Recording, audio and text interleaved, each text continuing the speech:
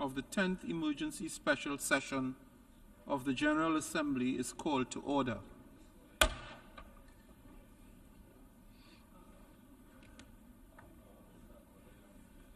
The General Assembly will continue its consideration of Agenda Item 5, entitled Illegal Israeli Actions in Occupied East Jerusalem and the Rest of the Occupied Palestinian Territory, to hear the remaining speakers in explanation of vote after the vote, to be followed by the continuation of the debate on the item.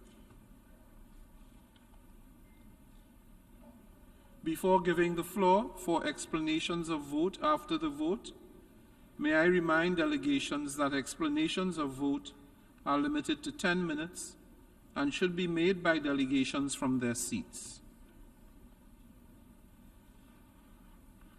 I now give the floor to the distinguished delegation of Argentina.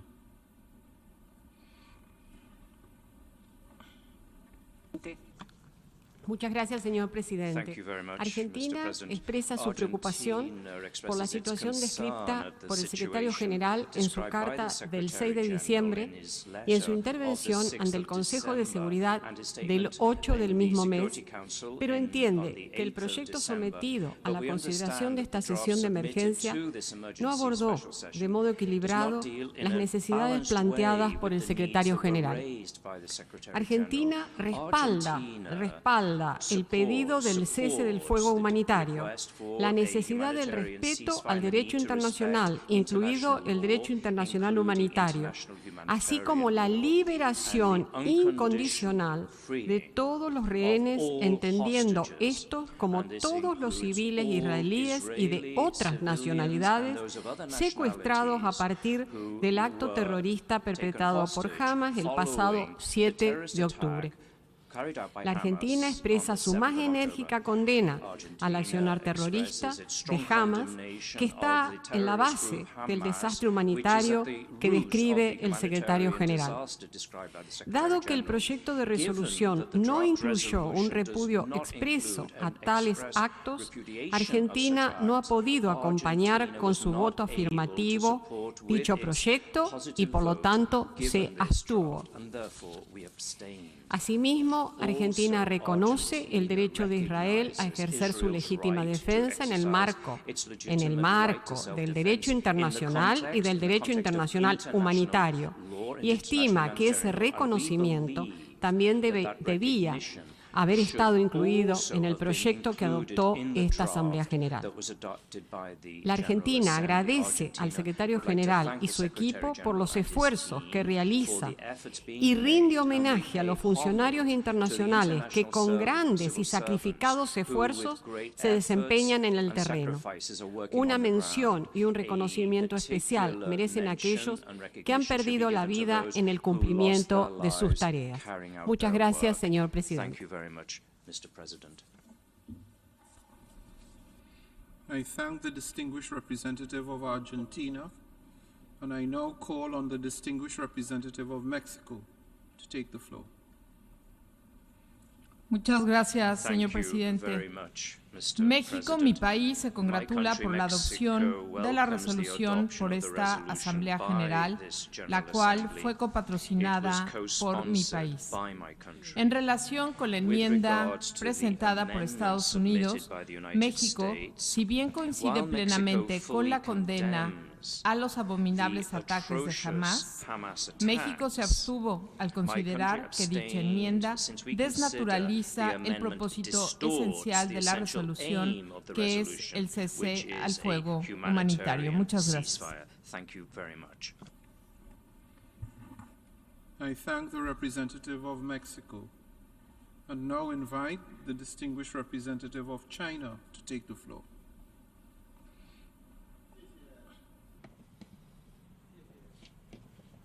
Thank you, Mr. President. Mr. President, 中方欢迎紧急 China 特别人大于 welcomes 12月 the 12 日 December 通 12th 过决议， adoption by the emergency 要 special 求在 session of 加 the 沙 GA 立即实现 of 停 a 火。 resolution that calls for an 这 immediate 项决 ceasefire 议 in Gaza 得到 The resolution 104个国家共提， was co-sponsored by 中国也 104参加了 member 共 states, 提， China being one 并 of them. 投赞成票。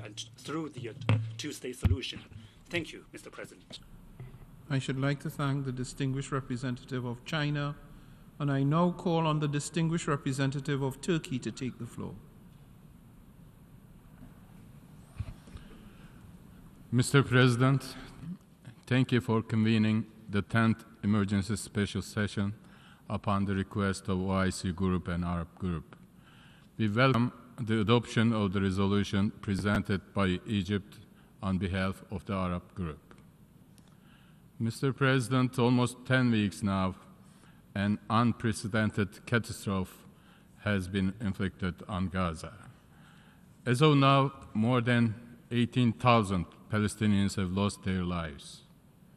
Many more are unaccounted for under the rubble, and many more are wounded. These figures are not just numbers, but innocent civilians, mostly women and children. Each had dreams that have been shattered overnight. The risk of regional spillover is grave. It is crystal clear that the only way to prevent further violence and suffering is an immediate ceasefire. Unhindered and sufficient humanitarian aid is urgently needed all over Gaza through additional border crossings. Mr. President, complete disregard of most basic requirements of human decency, acts of collective punishment, and forced mass displacement of people that amount to war crimes and crimes against humanity are unacceptable. The claims that glorify indiscriminate violence as a means to achieve sustainable peace and security are totally false and disingenuous. Acts of vengeance targeting an entire population cannot be justified under any pretext. Silence in the face of such atrocities and reckless cruelty is tantamount to it giving carte blanche to and complicity with the perpetrators. The international community cannot and should not grow insensitive to the ongoing carnage in which most basic human rights, first and foremost, the right to live and to live in dignity, are being violated. At a time when we commemorate the 75th anniversary of the Universal Declaration of Human Rights, medieval impulses cannot and should not be allowed to prevail.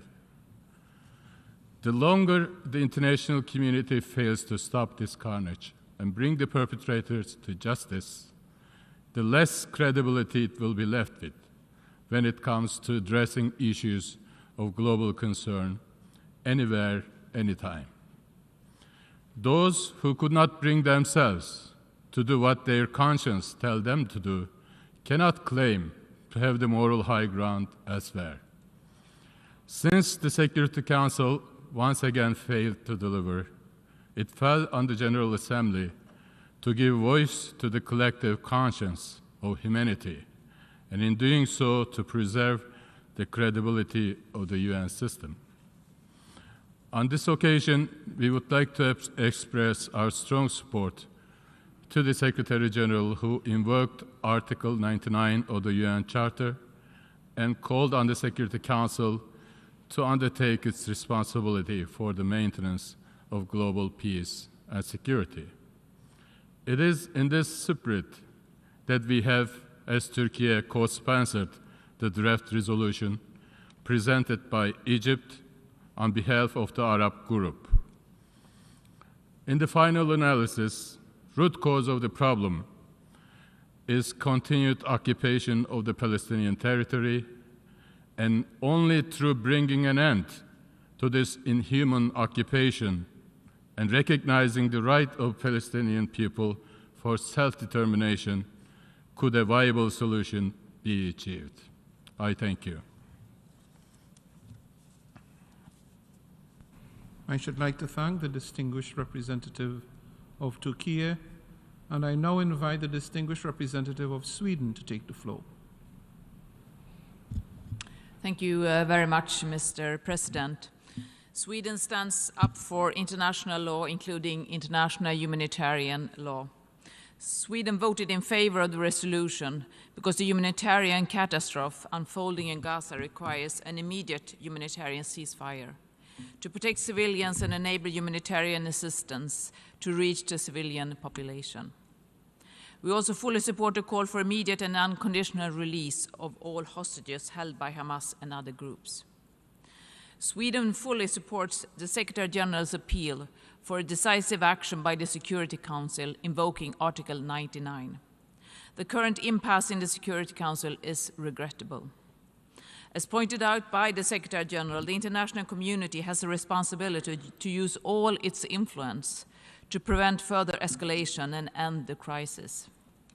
The resolution presented by Egypt and adopted 3 days ago sends a clear message that the United Nations General Assembly shoulders the responsibility when the UN Security Council is unable to do so. 153 member states took a clear stance for international humanitarian law, which applies to all parties of the conflict at all time. The impending risk of collapse of the humanitarian system in Gaza entails potentially irreversible implications for peace and security in the entire region and places the civilian population, especially children, in desperate conditions. It is now crucial to attain continuous, prompt, secure, and unimpeded humanitarian access to Gaza. The Swedish government has presented a new package of humanitarian aid in light of the development in Gaza. The aid, which amounts to 210 million Swedish kronor, aims to meet the most urgent needs and focuses on women and children. Sweden reiterates its long-standing support for UNRWA, which heroically continues to operate in Gaza under very difficult circumstances. Sweden expresses condolences for the UNRWA staff that have paid the ultimate price, many of them together with the family members. Sweden reiterates its clear position that Israel has the legitimate right to defend itself in line with international humanitarian and international law against Hamas and its horrendous terrorist attacks, which Sweden unequivocally condemns. The purpose of a humanitarian ceasefire is to protect civilians and enable access for humanitarian assistance. It is temporary and its objectives are humanitarian. A long-term solution in Gaza cannot include Hamas. The only sustainable way forward is a negotiated two-state solution where Gaza and the West Bank are governed by a legitimate Palestinian leadership. Thank you very much. I should like to thank the distinguished representative of Sweden, and now I invite the distinguished representative of Iraq to take the floor.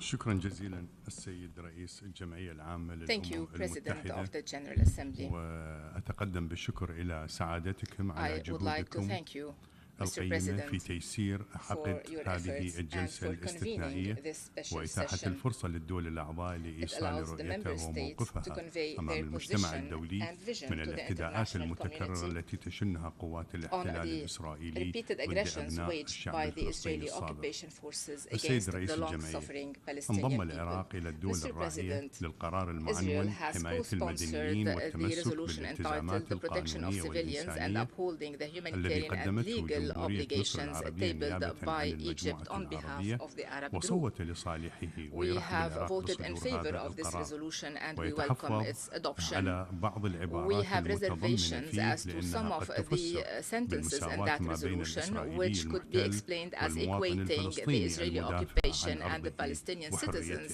defending السيد their الرئيس، land and freedom. منذ أن Mr. بدأت قوات President, الاحتلال the الإسرائيلي Israeli شن عدوانها occupation قبل forces أكثر من started their شهرين aggression ضد أبناء الشعب against the الفلسطيني في Palestinian قطاع people غزة in the Gaza Strip more واستخدامها than 2 شتى months أنواع ago. They الأسلحة have used والقصف all sorts of العشوائي weapons برا and وجوا indiscriminate وبحرا bombardments وتدمير by البنى air, land التحتية and sea. والمدارس They have destroyed والمستشفيات the ودور infrastructure, العبادة schools, والمساكن. hospitals, houses of لم worship يتمكن مجلس and الأمن من dwellings. ممارسة Since مسؤولياته then, the القانونية Security Council في has حفظ been السلم unable to والأمن discharge its ومن legal اعتماد قرار responsibility in ولعدة maintaining peace مرات and security. لإيقاف It failed المجازر repeatedly الوحشية to adopt a والإبادة resolution to end الجماعية the brutal والقتل المنهج massacres, genocide التي and ترتكبها systematic قوات killing الاحتلال perpetrated by the الإسرائيلي Israeli والتي راح occupation forces ضحيتها عشرات and الآلاف claiming من the lives of الأطفال والنساء thousands of والشيوخ children, women وكذلك and قطع elderly. إمدادات They الماء have cut off والطاقة water وغلق supply المعابر and الحدودية energy, وفرض closed الحصار border والعقوبات crossings, الجماعية imposed a والتهجير blockade, القسري collective ضد الشعب punishment, and الفلسطيني. forcible displacement against the people الأمر of الذي أدى Palestine. إلى تفاقم الوضع This has الإنساني والوصول exacerbated إلى the كارثة humanitarian إنسانية situation حقيقية and has led كما to a وصفها veritable الأمين العام humanitarian للأمم catastrophe. المتحدة The بأنها Secretary General حالة غير described it مسبوقة، as being إذ أنها وصلت إلى unprecedented. مرحلة It الانهيار has reached a بسبب stage of كثافة total العمليات collapse owing to العسكرية the intensity والتي of the ستؤدي military إلى operations تبعات ونتائج and will تؤثر على impact السلم regional والأمن and السلم international والأمن peace and security. الإقليمي والدولي.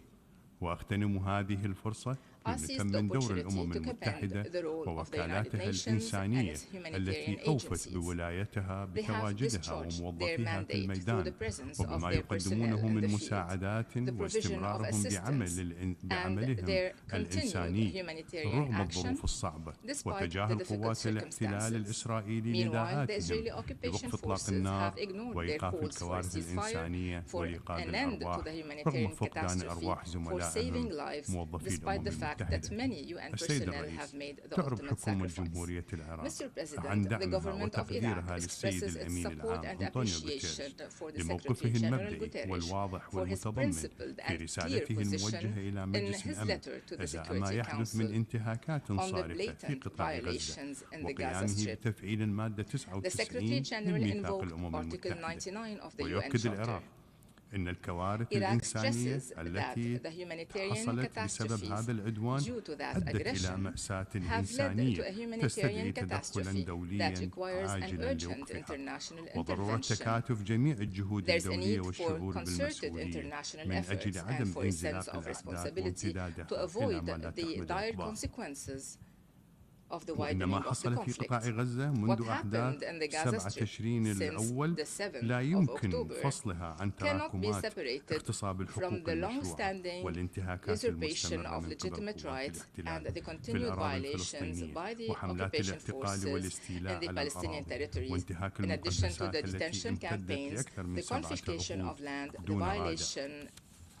سيد الرئيس، لقد بلغ عدد الدول الراعية للقرار 104 دولة عضو وصوتت 153 دولة لصالحه وقبله فقد تبنت 99 دولة مشروع قرار قدم إلى مجلس الأمن وصوتت 121 دولة لصالح قرار الجمعية العامة في دورتها الاستثنائية يوم 26/10 وهذا يعكس الدعوة العالمية وإرادة غالبية الدول الأعضاء لإيقاف إطلاق النار وإنقاذ الأرواح وإيقاف الكوارث الإنسانية اليومية التي لا يمكن وصفها بأي كلمات لحجم خطورتها ومأساتها. وأملنا كبير بتلبية مطالب غالبية أعضاء الأمم المتحدة بإيقاف هذه الكوارث الإنسانية والحفاظ على كرامة الشعب الفلسطيني وحقه في العيش بحرية واتخاذ من تدابير لمحاسبة الكيان الإسرائيلي على جرائمه الوحشية. السيد الرئيس، في الوقت الذي يدين العراق بشدة الجرائم التي ترتكبها قوات الاحتلال الإسرائيلي نؤكد لا يمكن في ظل هذه الظروف والتصعيد أن تتحول القضية الفلسطينية من قضية أرض مغتصبة وشعب مضطهد ومسلوب حريته واختزالها إلى قضية نزوح ومساعدات إنسانية فقط. وعليه آن الأوان أن يتخذ المجتمع الدولي من تدابير لإنهاء هذه المعاناة المستمرة التي امتدت ل7 عقود. كما نجدد دعوتنا للمجتمع الدولي وبما يملي الشعور بالمسؤولية والتضامن الإنساني بمطالبة الكيان الإسرائيلي بوقف عدوانه المستمر ضد أبناء شعب فلسطين والامتثال إلى القرارات الدولية وإلزامه بوقف عدوانه. وختاما سيد الرئيس، نجدد موقف حكومة وشعب جمهورية العراق بمساندة الشعب الفلسطيني وبما يقرره من تحقيق تطلعاته وحقه في تقرير المصير وإقامة الدولة الفلسطينية على أرض فلسطين. شكرا جزيلا سيد. Thank you, President. I should like to thank the distinguished representative of Iraq, and I now invite the distinguished representative of Spain to take the floor. Muchas gracias, señor presidente, y gracias por convocar esta sesión especial de emergencia sobre la situación humanitaria en Gaza. España ha apoyado el llamamiento del secretario general de las Naciones Unidas en su carta del pasado 6 de diciembre para que el Consejo de Seguridad actúe a fin de evitar una catástrofe humanitaria en Gaza. El pasado viernes 8 de diciembre, España copatrocinó el proyecto de resolución presentado por los Emiratos Árabes Unidos en el Consejo de Seguridad como respuesta a ese llamamiento del secretario general a un alto el fuego humanitario inmediato en Gaza. También llamamos al respeto por todas las partes del derecho internacional, a la protección de toda la población civil, a la liberación inmediata de todos los rehenes y a permitir el acceso humanitario. Lamentamos que el proyecto de resolución no saliera adelante. España recuerda igualmente la resolución del Consejo de Seguridad 2712 que exige que todas las partes cumplan sus obligaciones en virtud del derecho internacional, incluido el derecho internacional humanitario, en particular respecto de la protección de los civiles, especialmente los niños. Desde los atentados del pasado 7 de octubre hemos venido reiterando nuestra firme solidaridad con Israel y la condena del brutal ataque terrorista indiscriminado de Hamás, ambas expresadas sin reservas en numerosas ocasiones. Por ello, consideramos que el texto de la resolución aprobada por esta Asamblea General el pasado martes debería haber incluido una clara condena a Hamás. Asimismo, desde el primer momento, España ha instado a todas las partes a respetar el derecho internacional, incluido el derecho internacional humanitario, y hemos señalado que debe haber responsabilidad por las violaciones del derecho internacional. Las agencias de Naciones Unidas informan que las estructuras humanitarias en Gaza están al borde del colapso. Es urgente poder garantizar el suministro de alimentos, agua, combustible, electricidad y atención médica, así como proporcionar refugios seguros. El acceso humanitario debe restablecerse urgentemente al nivel que sea necesario para cubrir las necesidades de la población civil y responder a lo que ya es una catástrofe humanitaria. Pedimos que se abran rutas adicionales para llevar ayuda vital a Gaza. En respuesta al llamamiento humanitario de Naciones Unidas, desde que comenzara la operación militar en Gaza, España ha triplicado su ayuda a Palestina este año hasta 48,5 millones de euros. La comunidad internacional debe aunar esfuerzos para poner fin a la espiral de violencia en Oriente Próximo.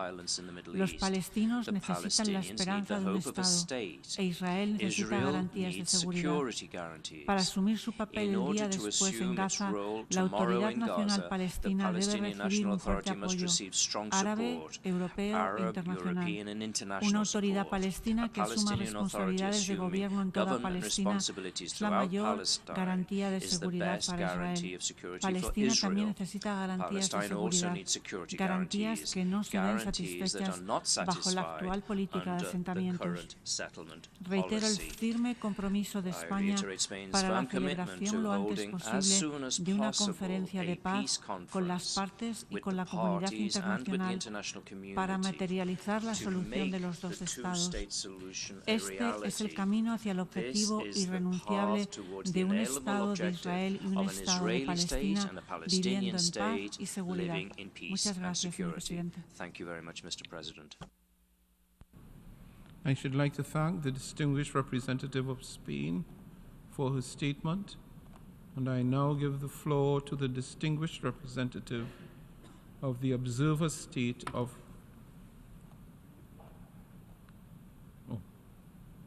Ireland. President, Ireland co-sponsored and voted in favour of the resolution presented by Egypt on behalf of the Arab group. We did so to add our voice to the overwhelming majority of member states calling for an immediate humanitarian ceasefire and to reiterate our call for the immediate and unconditional release of all hostages. We welcome its adoption by this Assembly on Tuesday and urge its full implementation.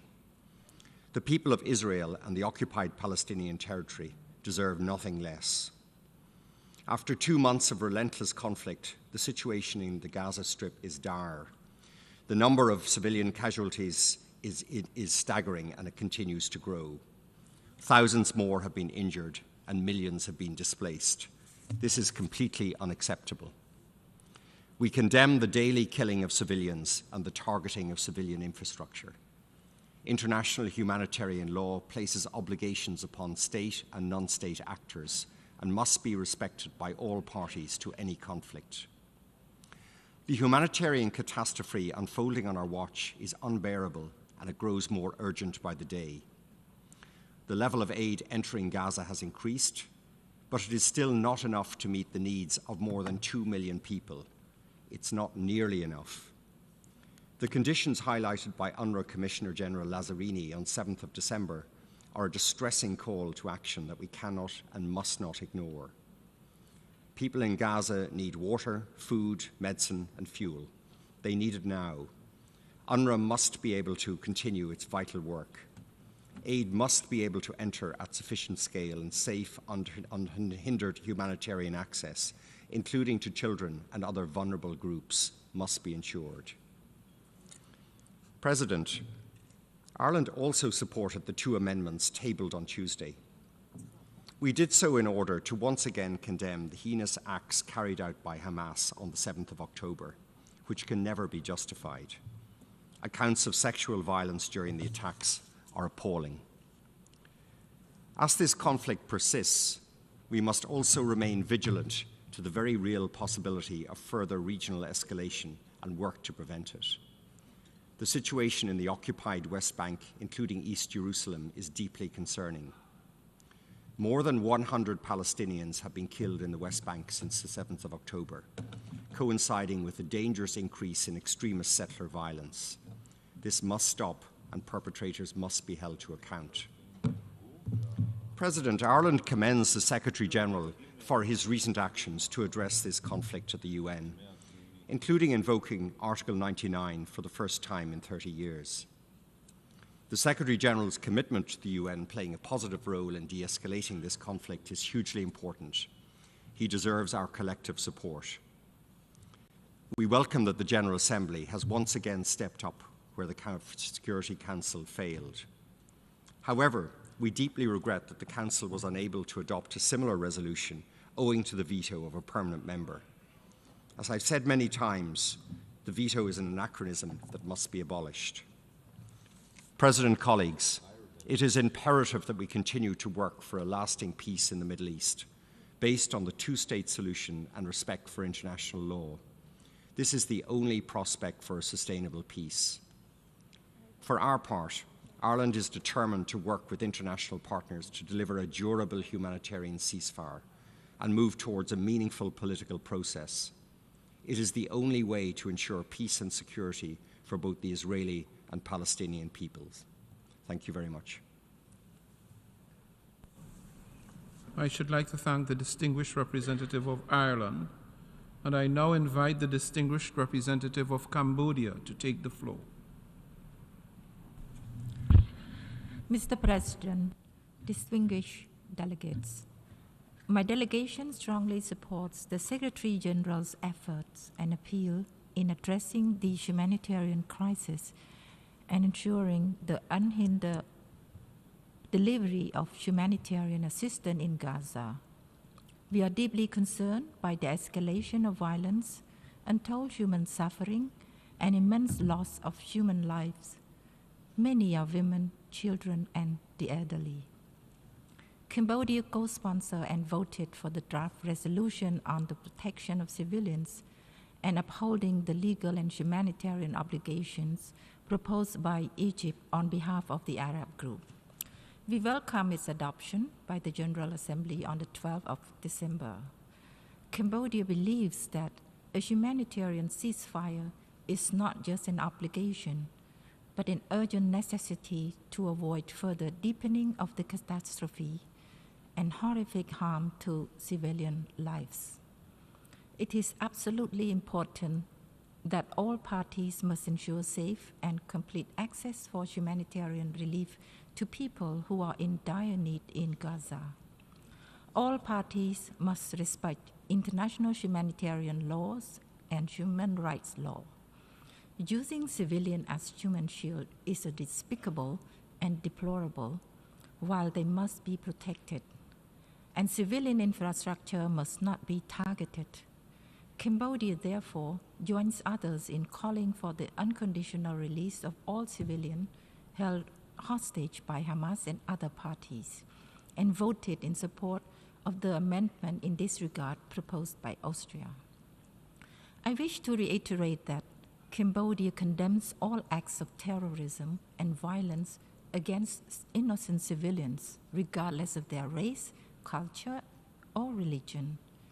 In the same vein, Cambodia condemns the heinous attack on civilians on 7 October 2023. We consistently stand in solidarity with the international community in the fight against terrorism in all its forms and manifestations, while fully appreciate the numerous debates over which action constitute terrorism. Mr. President, now more than ever, it is of paramount importance to address the root causes of the Palestinian-Israel conflict to enable both the peoples of Israel and Palestine to coexist side by side in peace and harmony.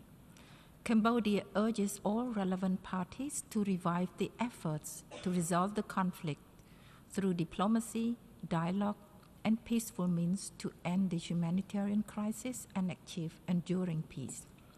To this end, there is a need to build a conducive environment, starting with the silence of the sound of gun. Allow me to end my statement by repeating what I have said earlier. Hatred and vengeance only feed another cycle of hatred and vengeance. The current trajectory of the situation in the Middle East will neither engender sustainable security nor bring lasting peace and harmonious coexistence to the peoples of Palestine and Israel. I thank you for your attention. I should like to thank the distinguished representative of Cambodia and now invite the distinguished representative of Denmark to take the floor. Thank you, Mr. President. Denmark is deeply concerned about the humanitarian situation in Gaza. The international community has a responsibility to prevent a collapse in the humanitarian system and to avert a humanitarian catastrophe. On this background, Denmark voted yes to the resolution before us.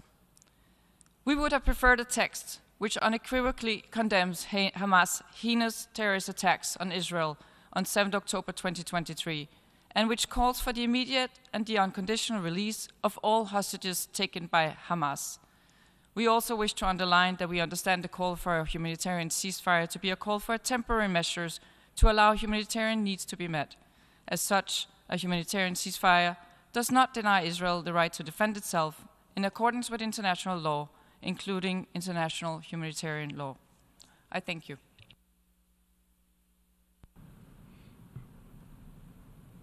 I should like to thank the distinguished representative of Denmark. I now give the floor to the distinguished representative of Croatia. Thank you, Mr. President. We have gathered here again at the General Assembly of the United Nations to discuss the devastating humanitarian and human rights crisis in Gaza that erupted with the heinous terrorist attack by Hamas on Israel on 7th of October. Since then, both the Israeli and Palestinian civilian population has been thrown into severe jeopardy and the region on the brink of disaster. It has also led to the death of more than 140 UN staff, the greatest loss of life of UN staff in the history of the organization. We commend Secretary General for invoking Article 99 and regret that the Security Council once again did not reach necessary compromises to be able to act. As a matter of principle, Croatia stands by the right of the State of Israel to defend itself and the state's fundamental duty to protect its population. We also support the demand for the immediate and unconditional release of all hostages held by Hamas and other groups, as well as ensuring immediate humanitarian access to them. Also, as a matter of principle, we stand for human rights, protection of civilians, and the adherence to the international humanitarian law, most notably with regard to the protection of civilians. We are facing a humanitarian emergency in Gaza. Civilian casualties are mounting, including women and children. Resolution submitted to the vote is purely humanitarian, stripped of any political content. We were asked to confirm what all of us are obliged to protect: basic human rights and international humanitarian law. This, we believe, should be beyond any matter of political perspective and is in interest of all. Therefore, again, as a matter of principle, Croatia voted in favor of the proposed resolution. I thank you. I should like to thank the distinguished representative of Croatia, and I now invite the distinguished representative of Jordan to take the floor. شكرا السيد الرئيس.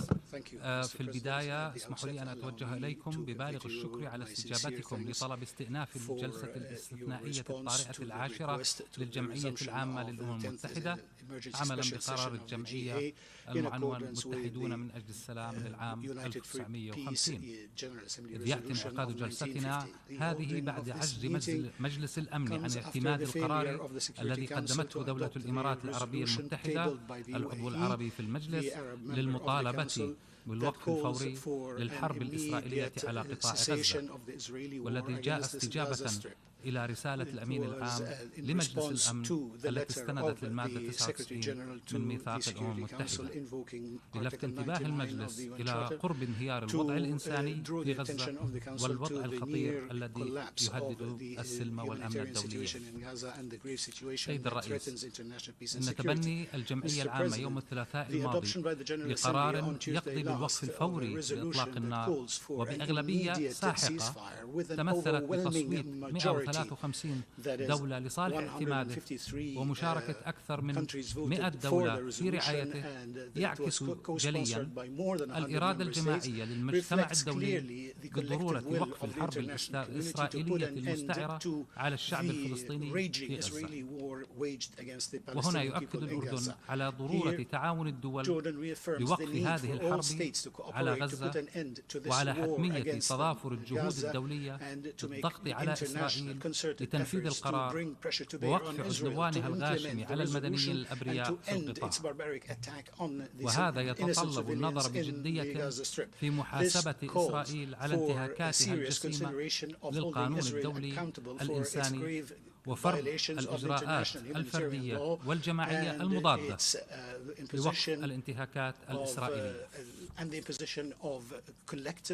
سيد الرئيس، إن تحرك المجتمع الدولي اليوم بات يشكل حاجة ملحة ومطلبا مشروعا أكثر من أي وقت مضى في ردع إسرائيل عن ارتكاب المزيد من جرائمها اللا إنسانية بحق المدنيين الفلسطينيين في غزة، والتي أسفرت حتى يومنا هذا عن استشهاد ما يقرب عن 19,000 فلسطيني معظمهم من النساء والأطفال. وإن دلت هذه الأرقام على شيء فإنها تدل على مدى رغبة إسرائيل في الانتقام من جميع أبناء الشعب الفلسطيني. والتاريخ يثبت أن حروب إسرائيل ومجازرها ضد أبناء وبنات الشعب الفلسطيني لم تكن يوما للدفاع عن النفس، بل للانتقام والامتهان الكرامة والحياة الإنسانية لهذا الشعب المرابط والباسل ولكسر إرادته وصموده. وهذه أضغاث أحلام لن تتحقق، وستعي إسرائيل أن ما تقوم به سيزيد من عزم وصلابة الشعب الفلسطيني في أرضه المحتلة التي لن يتخلى عنها ما طال الدهر. سيد الرئيس، إن المشاهد التي يتم توثيقها لجرائم إسرائيل البشعة في غزة يوما تلو الآخر، وآخره حادثة إعدام مدنيين يحتمون داخل مدرسة في شمال غزة، وضرب المنشآت الأممية ومدارس الأنروا، والتبجح في تعرية المدنيين العزل بأسلوب بربري، واستخدام جيش الاحتلال للفلسطينيين كدروع بشرية في عملياته العسكرية داخل القطاع، ينسف المبررات والحجج التي يتم سياقها للدفاع عن إسرائيل وتبرير جرائمها في غزة. وهو الأمر الذي لا يضع مجالا للشك بأن هذه الحرب ما هي إلا عدوان وانتقام وعقاب جماعي إسرائيلي سافر ضد الشعب الفلسطيني الأعزل.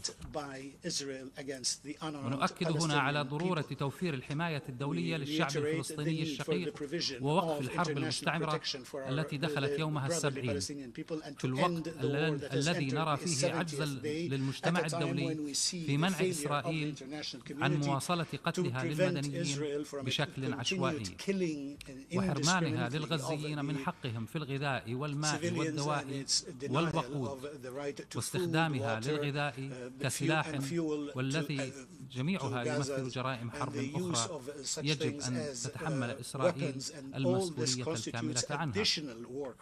سيد الرئيس، إن تصريحات المسؤولين الإسرائيليين منذ بدء العدوان بما فيها تصريحاتهم في الأمم المتحدة وأمام مجلس الأمن لهي إثباتات أخرى حول استهداف إسرائيل المدنيين الفلسطينيين ونية القتل الجماعي والتطهير العرقي والإبادة. وسيتم استخدام هذه الأدلة في مساءلة إسرائيل قانونيا وجزائيا في المستقبل.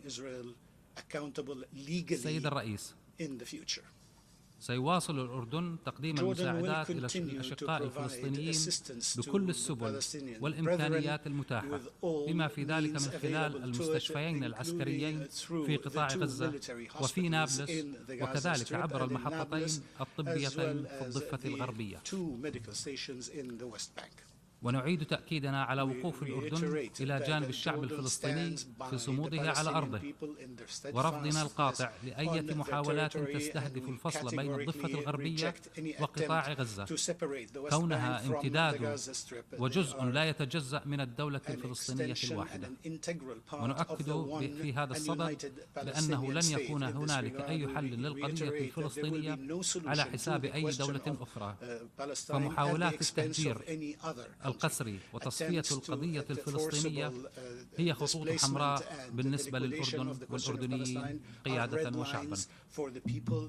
وفي الختام السيد الرئيس، نجدد تأكيدنا الراسخ بأن تلبية حق الفلسطينيين في العودة والتعويض في إطار حل شامل للصراع وفقا لقضايا الوضع النهائي وقرارات الأمم المتحدة هو السبيل الوحيد لحل مسألة اللاجئين ضمن حل شامل للقضية الفلسطينية على أساس حل الدولتين وقرارات الشرعية الدولية ذات الصلة.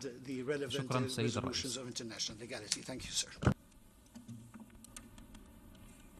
I should like to thank the distinguished representative of Jordan, and I now invite the distinguished representative of Indonesia to take the floor.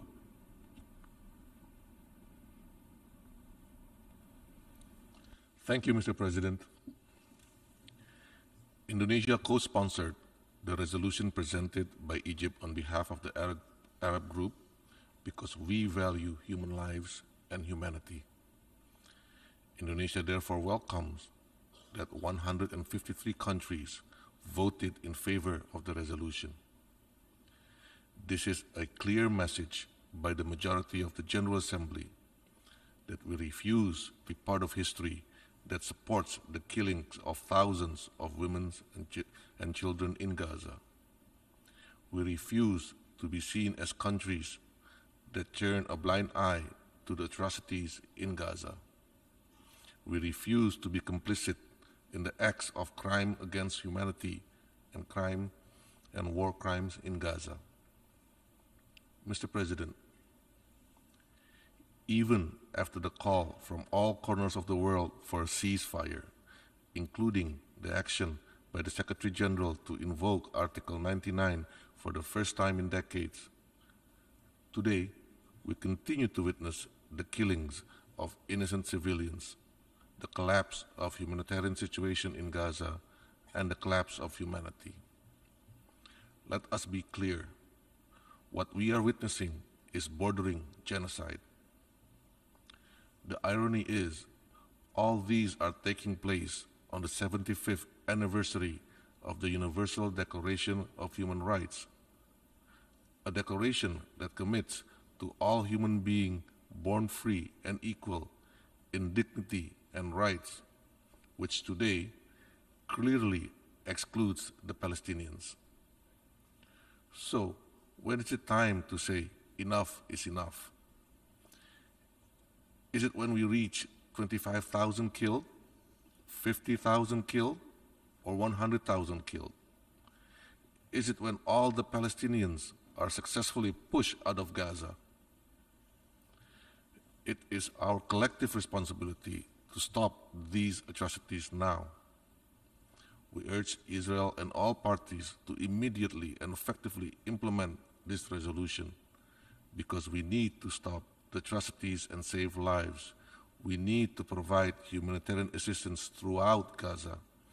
We need humanity to prevail. We need this resolution, as well as previous resolution in the Assembly and the Council, to be implemented. Mr. President, the time to act is now. Stop the killing of women and children and the cycle of violence. Uphold humanity. We must act now to uphold the UN Charter. I thank you, Mr. President. I should like to thank the distinguished representative of Indonesia, and I now invite the distinguished representative of the plurinational state of Bolivia. Muchas gracias, presidente. En primer lugar, Bolivia agradece a Egipto por la presentación del proyecto de resolución a nombre del Grupo Árabe, mismo que se adoptó el pasado 12 de diciembre en esta Asamblea General. Mi país, convencido de la urgente necesidad del cese al fuego humanitario ante la grave catástrofe que en este mismo instante sufren las palestinas y palestinos en Gaza a consecuencia de las bombas y las armas de Israel, apoyó y copatrocinó el proyecto de resolución. De igual manera, la pasada semana apoyamos el proyecto de resolución en el Consejo de Seguridad, que lamentablemente, una vez más, fue bloqueado por Estados Unidos en una clara muestra del mal uso del veto, derecho que se han atribuido los miembros permanentes del Consejo de Seguridad. Presidente, a 2 meses de la agresión contra el pueblo palestino y una situación por demás trágica, es vergonzoso que el Consejo de Seguridad no haya enviado un mensaje contundente y de unidad para salvar vidas y para que Israel finalmente pare el genocidio de la población palestina. Esta Asamblea General se ha convertido en un espacio de grandes discursos para decir que unos hacen más que otros para ayudar a palestinos. Sin embargo, han olvidado lo más importante. Deben actuar en coherencia y exigir que paren las bombas y las armas de Israel, no sean más cómplices, dejen de otorgar armas y viabilicen para que la comunidad internacional y el derecho internacional actúen contra los responsables de estos crímenes. Lo más lamentable, la potencia ocupante del territorio palestino viene a esta sala y no se conmueve en lo mínimo de las miles y miles de vidas perdidas. ¿Acaso no le es suficiente la muerte de cerca de 20.000 inocentes? ¿Cuántas muertes más el mundo tiene que llorar para que dejen de atacar a un pueblo que solo lucha por su libertad? ¿Cuántos niños más tienen que rendirse y cegar sus vidas? Israel no puede seguir actuando al margen del derecho internacional y debe responder por sus acciones. Presidente, colegas, a 75 años de la adopción de la Declaración Universal de los Derechos Humanos, el pueblo palestino está sufriendo la peor violación de los derechos humanos de la historia. La comunidad internacional no puede ser un espectador pasivo en este conflicto. Todos los estados y actores involucrados debemos asumir la responsabilidad de abogar por la justicia y la paz en la región de inmediato. Finalmente, presidente y colegas, Bolivia está y estará siempre del lado correcto de la historia, estará del lado de los derechos humanos, de los derechos del pueblo palestino. Muchas gracias, presidente.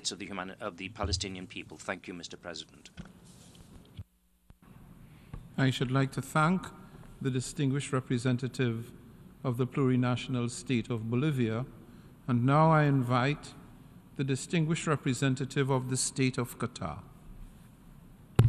شكرا لكم السيد الرئيس. استئناف عقد هذه الدورة الاستثنائية الطارئة بسبب فشل مجلس الأمن مجددا في اعتماد مشروع القرار العربي المقدم استجابة للوضع الإنساني المتدهور في قطاع غزة، حيث يواجه أشقائنا الفلسطينيون أسوأ كارثة إنسانية في العالم، على الرغم من أنه قرار إنساني محض وحظي بتبني قرابة 100 من الدول الأعضاء، وأتى على إثر التحرك غير المسبوق للأمين العام للأمم المتحدة من خلال رسالته في 6 ديسمبر إلى رئيس مجلس الأمن تفعيلا للمادة 99 من ميثاق الأمم المتحدة، حيث طالب فيها المجلس بإعلان وقف إنساني عاجل لإطلاق النار.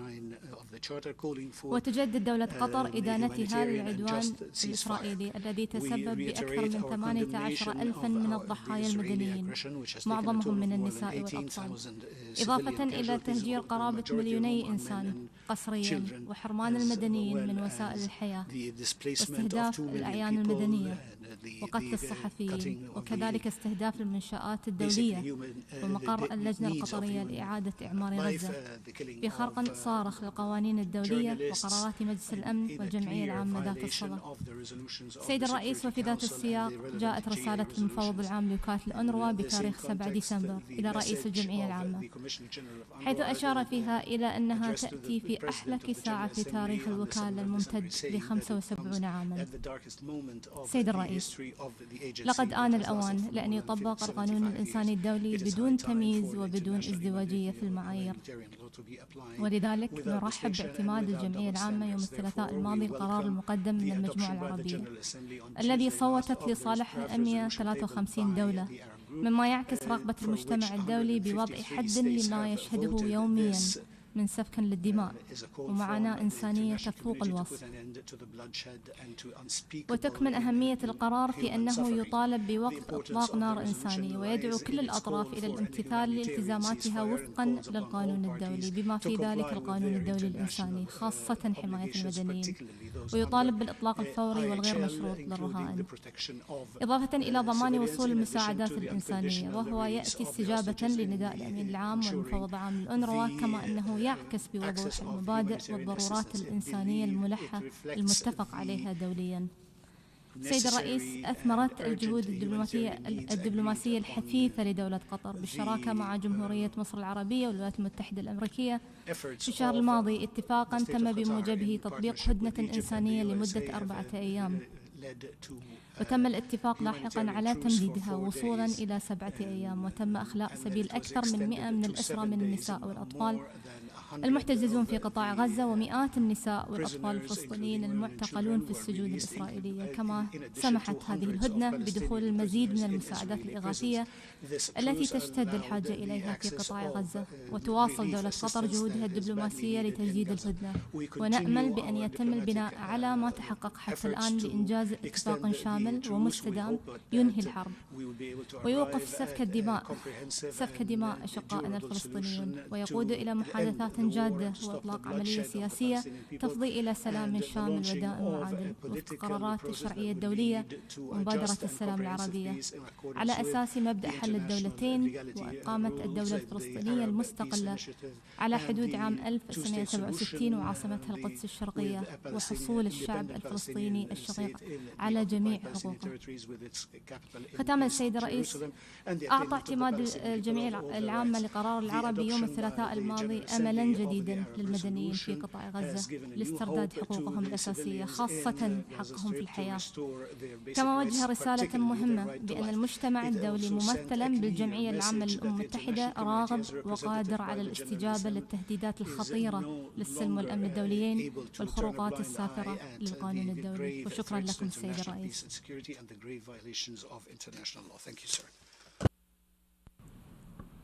I thank the distinguished representative of the State of Qatar for his statement. We have now heard the last speaker in explanations of vote after the vote. As agreed at the 45th plenary meeting on 12 December 2023, the Assembly will resume its debate on Agenda Item 5. I now give the floor to the distinguished representative of the State of Palestine.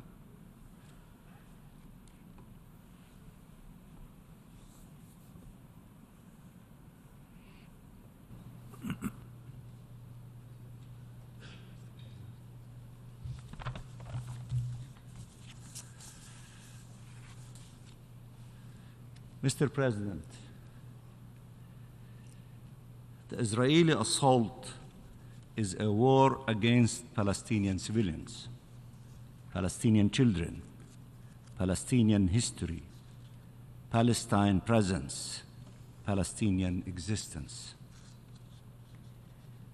It targets the population, the hospitals, the infrastructure, the homes, the bakeries, the landmarks, the historic mosques and churches that stand witness to our diverse and long history. Israel has destroyed and flattened entire neighborhoods, displaced virtually every Palestinian in Gaza, brought back the scenes and memories of the 1948 Nakba with the massacres and the forced transfer of our people. It also targets our present and future, killing engineers and doctors and poets and academics. It also targets those who could document the crimes and inform the world, the journalists. We mourn one of those journalists, Samer Abu Dagga, wounded in an Israeli drone strike and left to bleed to death for 6 hours, while ambulances were prevented from reaching him. We tell his colleague Wa'il al-Dahdouh, whose wife, Amna, his 15-year-old son, Mahmoud, his 7-year-old daughter, Sham, and his 1.5-year-old grandson, Adam, had been killed in a previous Israeli strike a few weeks ago, and who was himself wounded in the same drone strikes as Samer. Wa'il al-Dahdouh, after he was told about this tragedy, he said, Ma'alish. We tell Wa'il, mush ma'alish. Enough is enough. This is how Israel conducts its assaults through atrocities, because its goal is not security, not the security of those held captive in Gaza, not the security of the Israeli people, but the destruction and displacement of the Palestinian people, even if that means prolonging the conflict indefinitely. Mr. President, a Palestinian mother looking over her little child explained, I named him Ayub for patience. And Ayub is one of our prophets. He is the prophet of patience. She was aware that being a Palestinian born in Gaza under occupation, under blockade, he would need endless patience to endure the suffering that would be inflicted upon him. But she never imagined the suffering reaching such magnitude. Like the mother of Ayub, Palestinian parents have been praying with anguish that they would not have to wait any longer for the horrors to stop and for their children to be saved. Countries have a moral and legal obligation to act, to make the horrors stop, to save human lives. Mr. President, 1 million Palestinian children in Gaza are facing a death sentence that can take effect at any moment. Remember what the Secretary General said: the Gaza Strip is a graveyard of children. No country should be part in issuing such death sentences or accepting to co-sign with the murderers the death certificates for our children. Mr. President, people around the globe have been calling for an immediate humanitarian ceasefire, of course, including the Secretary General and all the leaders of UN humanitarian agencies. The United Nations, through the Secretary General and all its agencies, have been calling for an immediate humanitarian ceasefire. The humanitarian and human rights community have been calling for an immediate humanitarian ceasefire.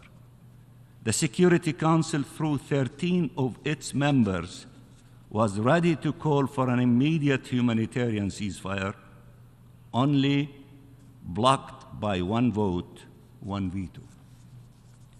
The General Assembly acted where the Security Council was prevented to act, to uphold international law towards the protection of civilians and ensuring the maintenance of international peace and security.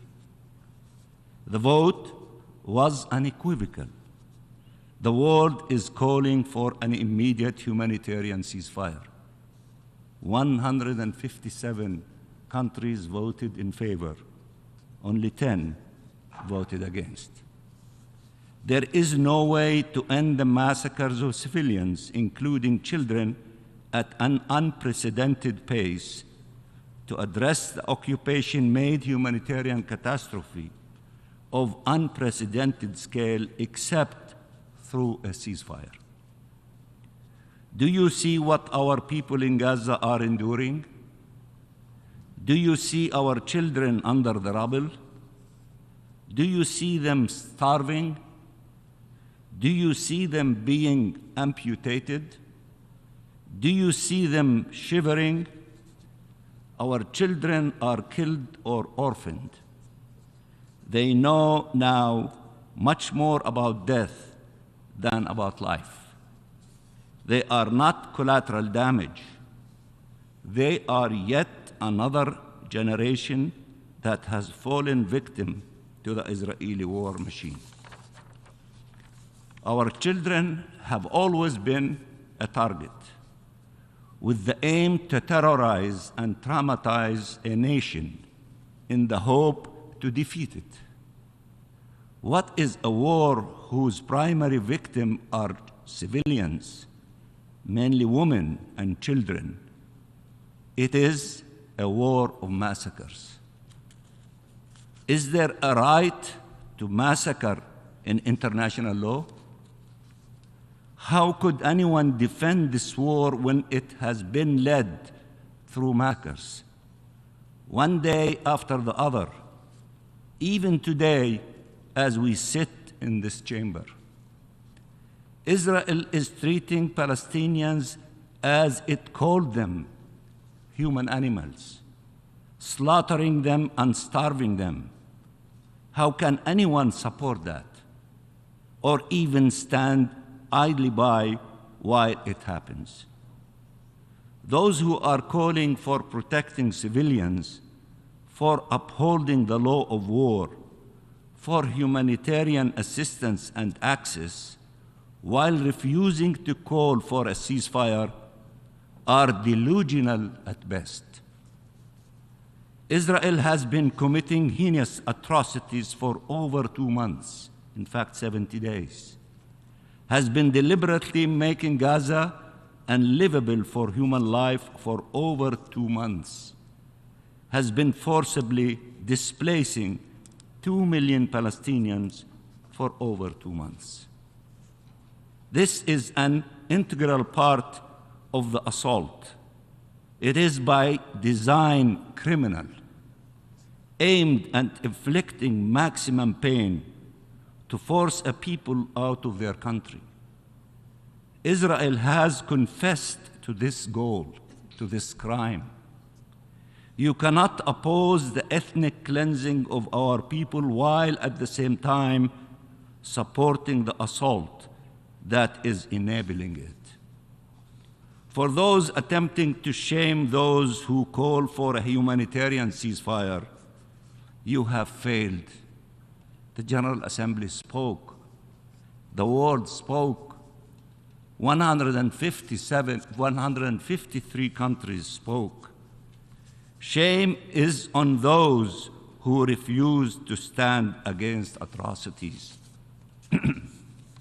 In the name of humanity, morality, and legality, the General Assembly has acted, demanding an immediate humanitarian ceasefire. Israel has failed in its efforts to bully, intimidate, and silence the member states of the UN. Member states have voted yes to the UN Charter, voted yes to the Geneva Conventions. On this 75th anniversary of the Universal Declaration of Human Rights, they voted yes for human rights. And on this 75th anniversary of the Nakba, they voted against new Nakba and never again to allow another Nakba to happen. We salute all of you who stood with the Palestinian people and who stood with justice and with international law. This vote must be followed by a resolute collective action to ensure implementation of this resolution without any further delay. Every day, every hour, every minute counts as a human tragedy continues unfolding. Mr. President, the Palestinian people are here to stay, in our homeland to stay.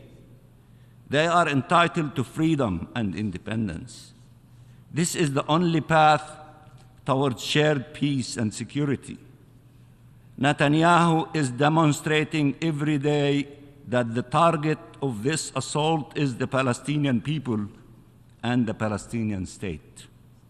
He is saying it openly. Supporting this assault is allowing Netanyahu to pursue his criminal objectives. Netanyahu's place is in a court in The Hague, not in power in Israel. Mr. President, Ayub was killed with his siblings in the bombing of their home by Israel. We all failed him and failed thousands of other children, thousands of women, men, families. We are today to save all those who can still be saved. Every life is sacred, and there is nothing more sacred than the life of a child. Let's save the children of Palestine. For those who say they oppose atrocity, crimes, we ask, is there an exception if it is Israeli committing those crimes, or if the victims are Palestinians?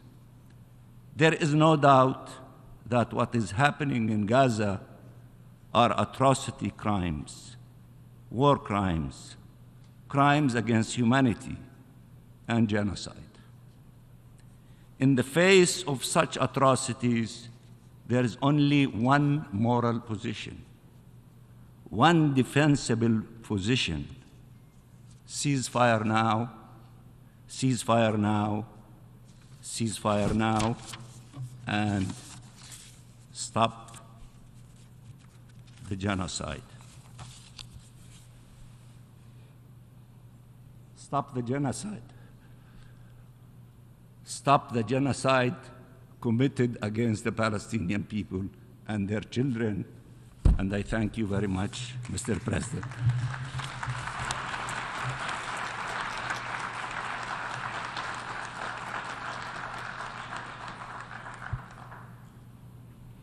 I should like to thank the distinguished representative of the Observer State of Palestine, and now invite to the podium the distinguished representative of the State of Israel.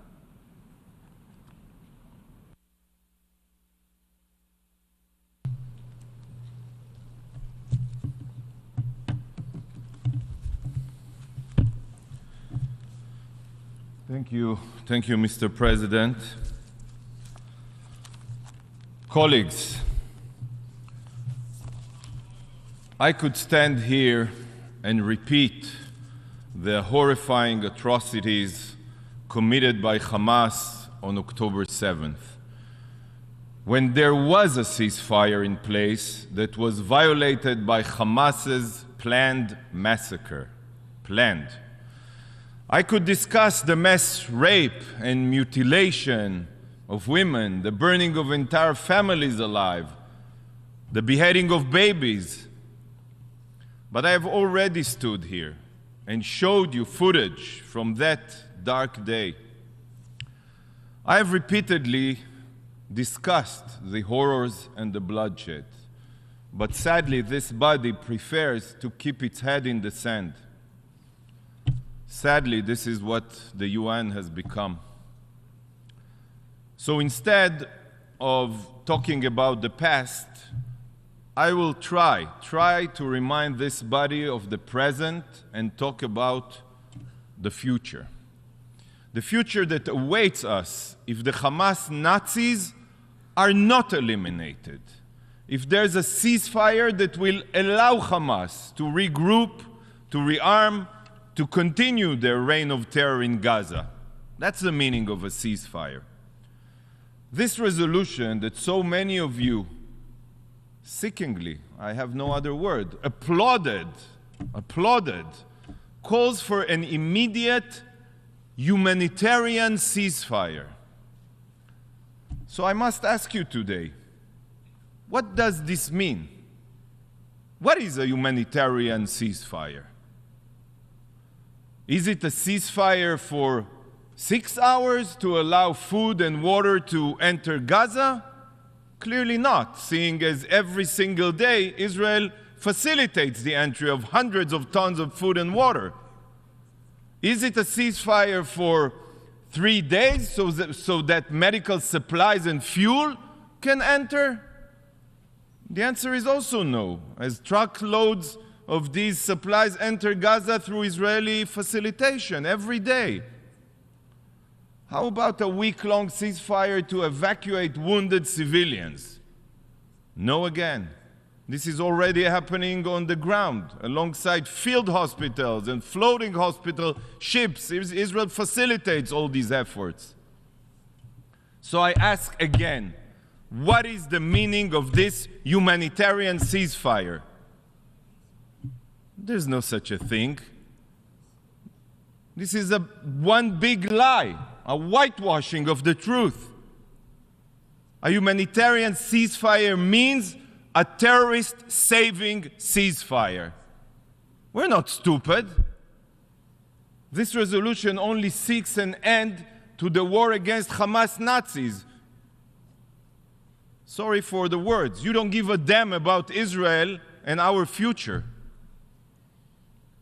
An end to the war means turning our backs on the hostages. It means ensuring Hamas's continued rule in Gaza.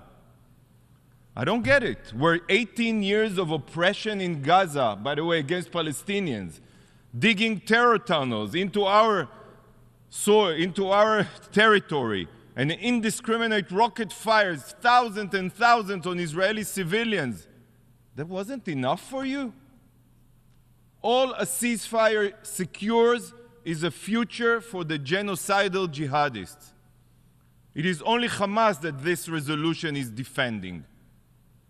Stop hiding your intentions behind your suits and diplomatic wording. Humanitarian ceasefire. This resolution has a distorted agenda. At least make this clear to all member states. This resolution aims to keep Hamas in power, period. And for those of you who may have forgotten, I want to remind you who these savage terrorists are. Because you could have said something else in your resolution. You could have called them to turn themselves in, to release all the hostages. Then the war would end tomorrow morning. Hamas is currently holding 132 hostages in Gaza. These innocents were brutally taken from their beds, from a party, from the arms of their loved ones, and they are absolutely not being treated in accordance with international law. Hamas refused to even allow the Red Cross to visit them, the most severe crimes that can exist. And this body cannot even bring itself to say their name, Hamas, Hamas. Such cowardice. But now, after some of the hostages have been released, we are beginning to hear the horror stories of what they endured. One of the released hostages, an agricultural worker from Thailand, described that the Israeli hostages held with him were tortured with electric cables. 18-year-old Itai Regev recounted that after being taken hostage, he was operated upon by Hamas without anesthesia, without. His sister Maya, by the way, who was shot in the leg before being abducted, had her bone fracture mended backwards by Hamas. 12-year-old Eitan Yahalomi was held in solitary confinement for 16 days, during which he was forced to watch the atrocities of the Hamas Nazis at gunpoint. When he cried, Hamas ISIS threatened to kill him. All of you here, all of you who have children, think about this for a moment. Hamas forced children to watch their families and friends be butchered. 9-year-old Emily Hand spent 50 days as a hostage. You know what happens? Today, weeks after her release, she still cannot speak. She's too afraid. She can only whisper. She's just whispering. Why? Because Hamas terrorists threatened to murder her if she made even the slightest sound in the terror tunnel where she was being held. There are still 132 hostages being held in Gaza. 10-month-old Kfir Bibas and his 4-year-old brother Ariel are still being held hostage there for heaven's sake. I cannot begin to imagine the horrors they face every single day. Women, children, the elderly are suffering the unimaginable. So calling for a ceasefire now, while they are still being held, is the most immoral thing to do. If this body wants a ceasefire, then it should first and foremost be doing everything possible to bring all of the hostages home.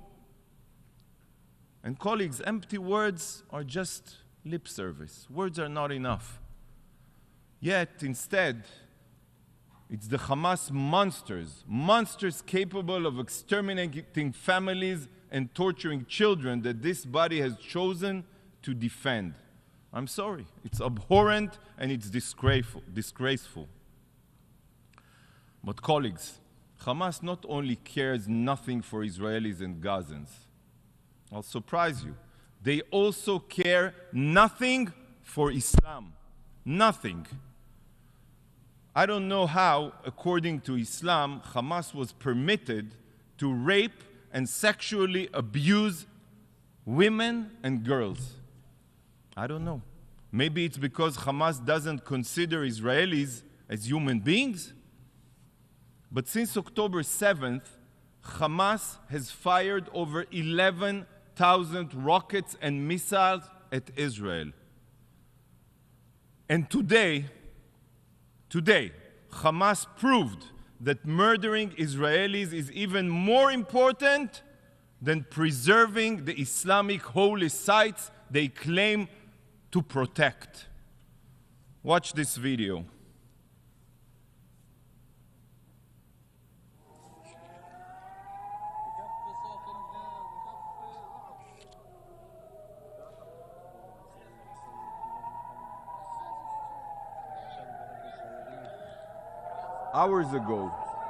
Just hours ago, Hamas rocket was fired towards the vicinity of the Temple Mount, Haram el-Sharif. And the Iron Dome, Israel's Iron Dome, intercepted the missile and defended Al-Aqsa Mosque from Hamas. Think about this. Israel is defending Al-Aqsa Mosque from Hamas's missiles. To the Arab League, to the Organization of Islamic Cooperation, I ask, this is who you have chosen to defend? A group of genocidal terrorists that prefer jihad at any cost over Islamic holy sites? Just as ISIS destroyed mosques, ISIS is willing to blow up Al-Aqsa. And so many of you are willing to defend them. Unbelievable. Mr. President, Israel's operation in Gaza is not a response to October 7th. It's not. It is to ensure, only to ensure, that such atrocities never happen again. And the only way to do so is to obliterate Hamas's capabilities. There's no other way. There's no other option. Hamas is a cancer and it must be eradicated. And every resolution passed here that doesn't support Hamas's elimination only serves to empower these terrorists and promote a future of regional suffering. Regional. This is what Hamas's Iranian puppet masters want. We know it. But I cannot understand why the Sunni countries of the world are playing along. This is why no matter how many destructive resolutions this body adopts, Israel cannot stop until Hamas is defeated. This is about our future. This is about our survival. And no General Assembly resolution, I apologize, no General Assembly resolution will force us to commit a collective suicide. We will defend ourselves and we will defend our future. Thank you, Mr. President.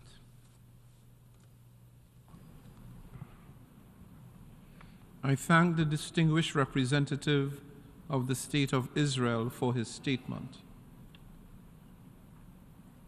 And I now call on the distinguished representative of Mauritania, speaking on behalf of the Organization of Islamic Cooperation.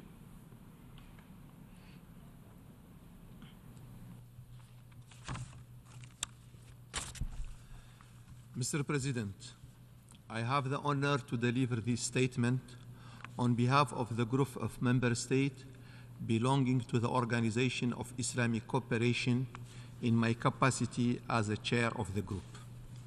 Mr. President, let me thank you immensely for convening this emergency special session once again, following the previous session held on 26 October 2023.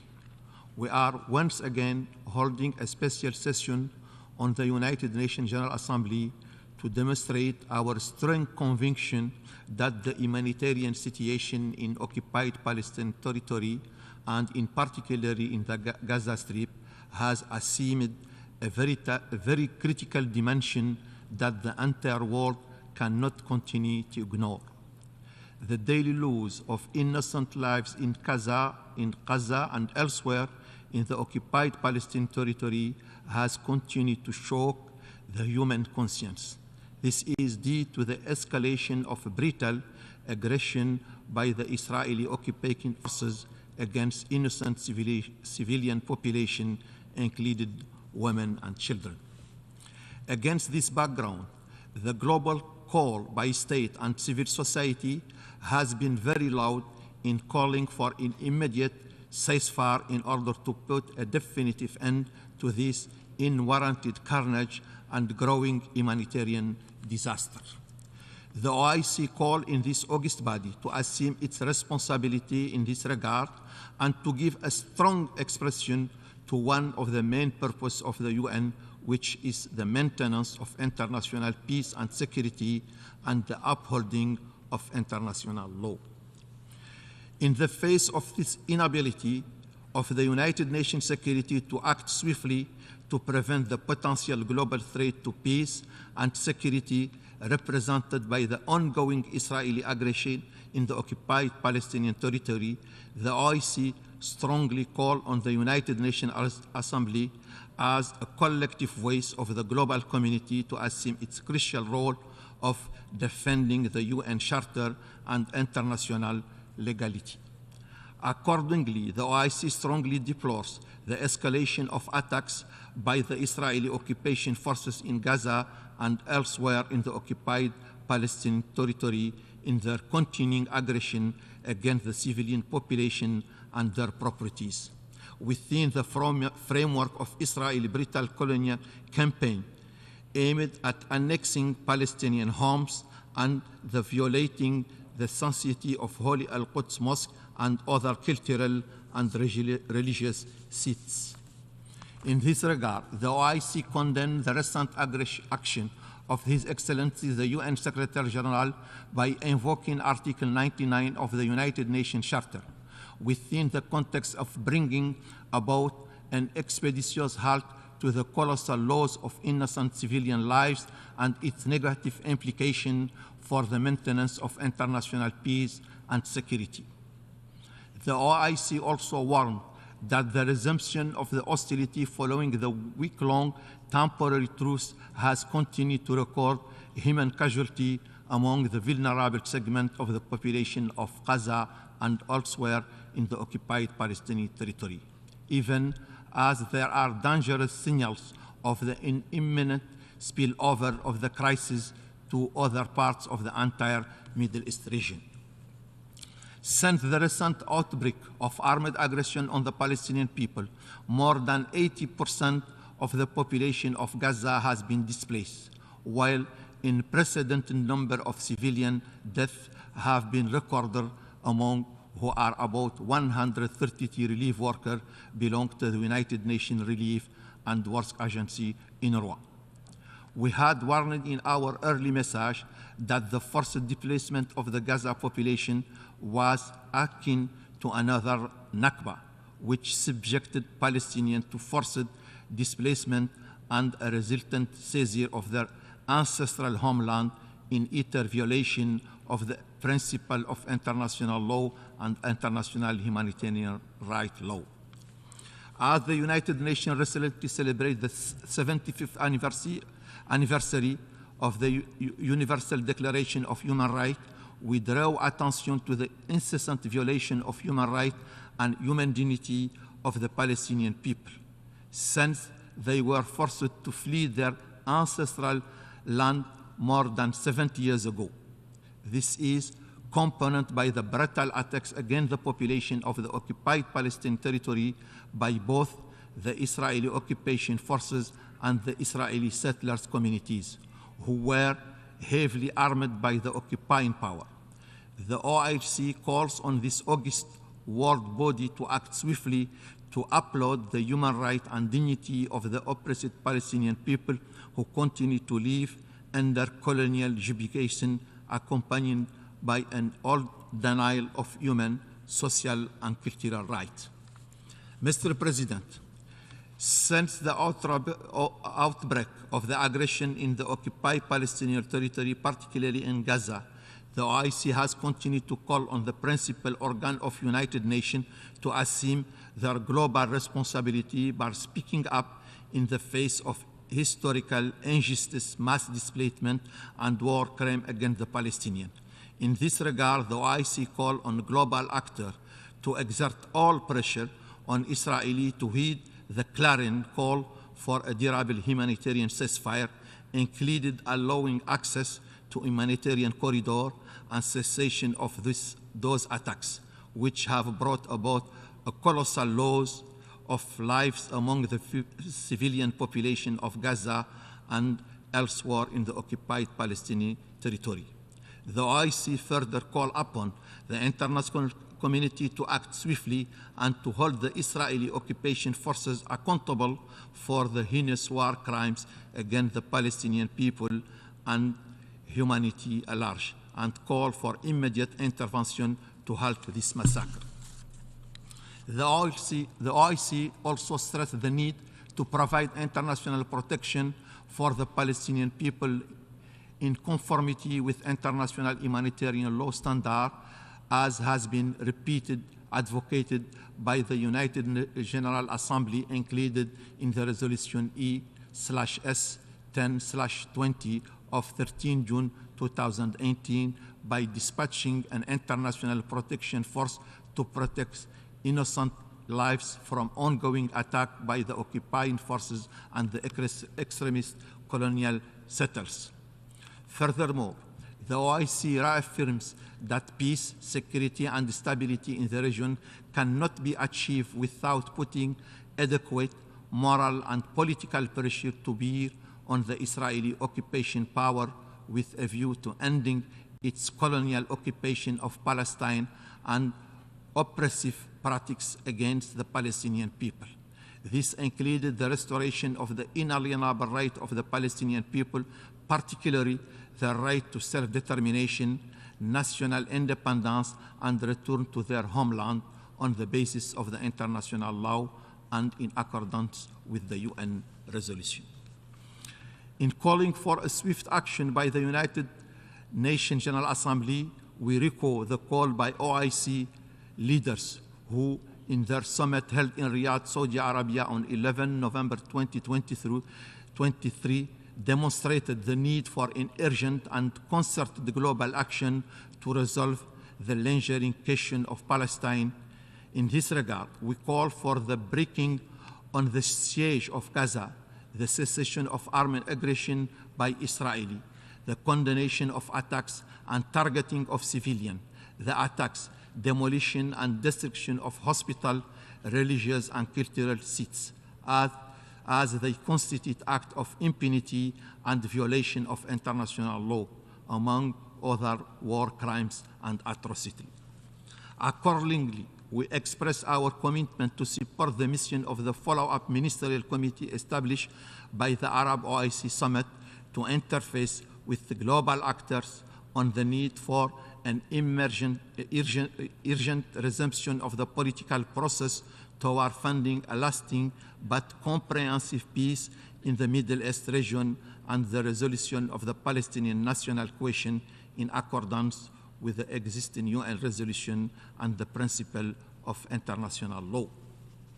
To conclude, OIC strongly supported the draft resolution presented by Egypt on behalf of the Arab group as a credible way forward to the realization of our common objective of addressing the dire humanitarian situation in the occupied Palestinian territory, including Gaza, as well as a successful breakthrough in the Middle East process. I thank you. I should like to thank the distinguished representative of Mauritania for his statement, and I now invite the distinguished representative of Jamaica, speaking on behalf of the Caribbean community, to take the floor.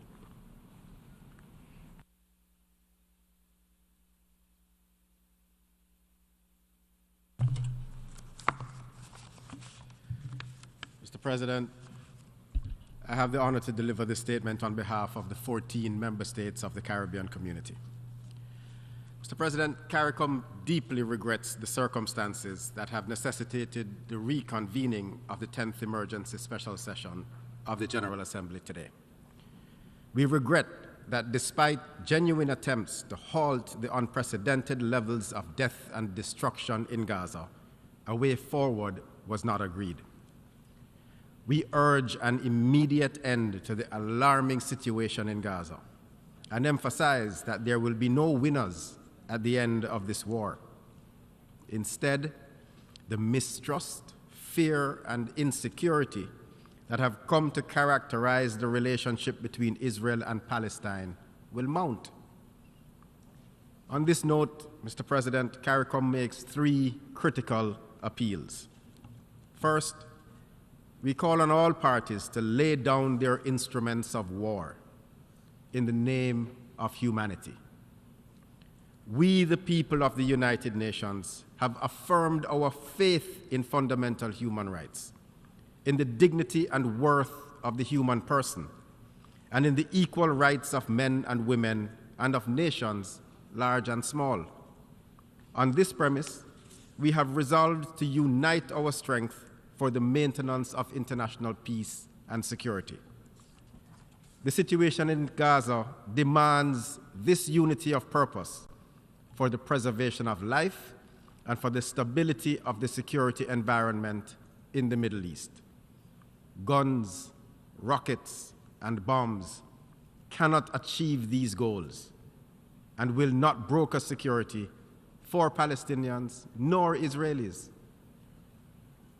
Second, we reiterate the call for immediate and adequate humanitarian access so that civilians can receive the support they so desperately need at this time.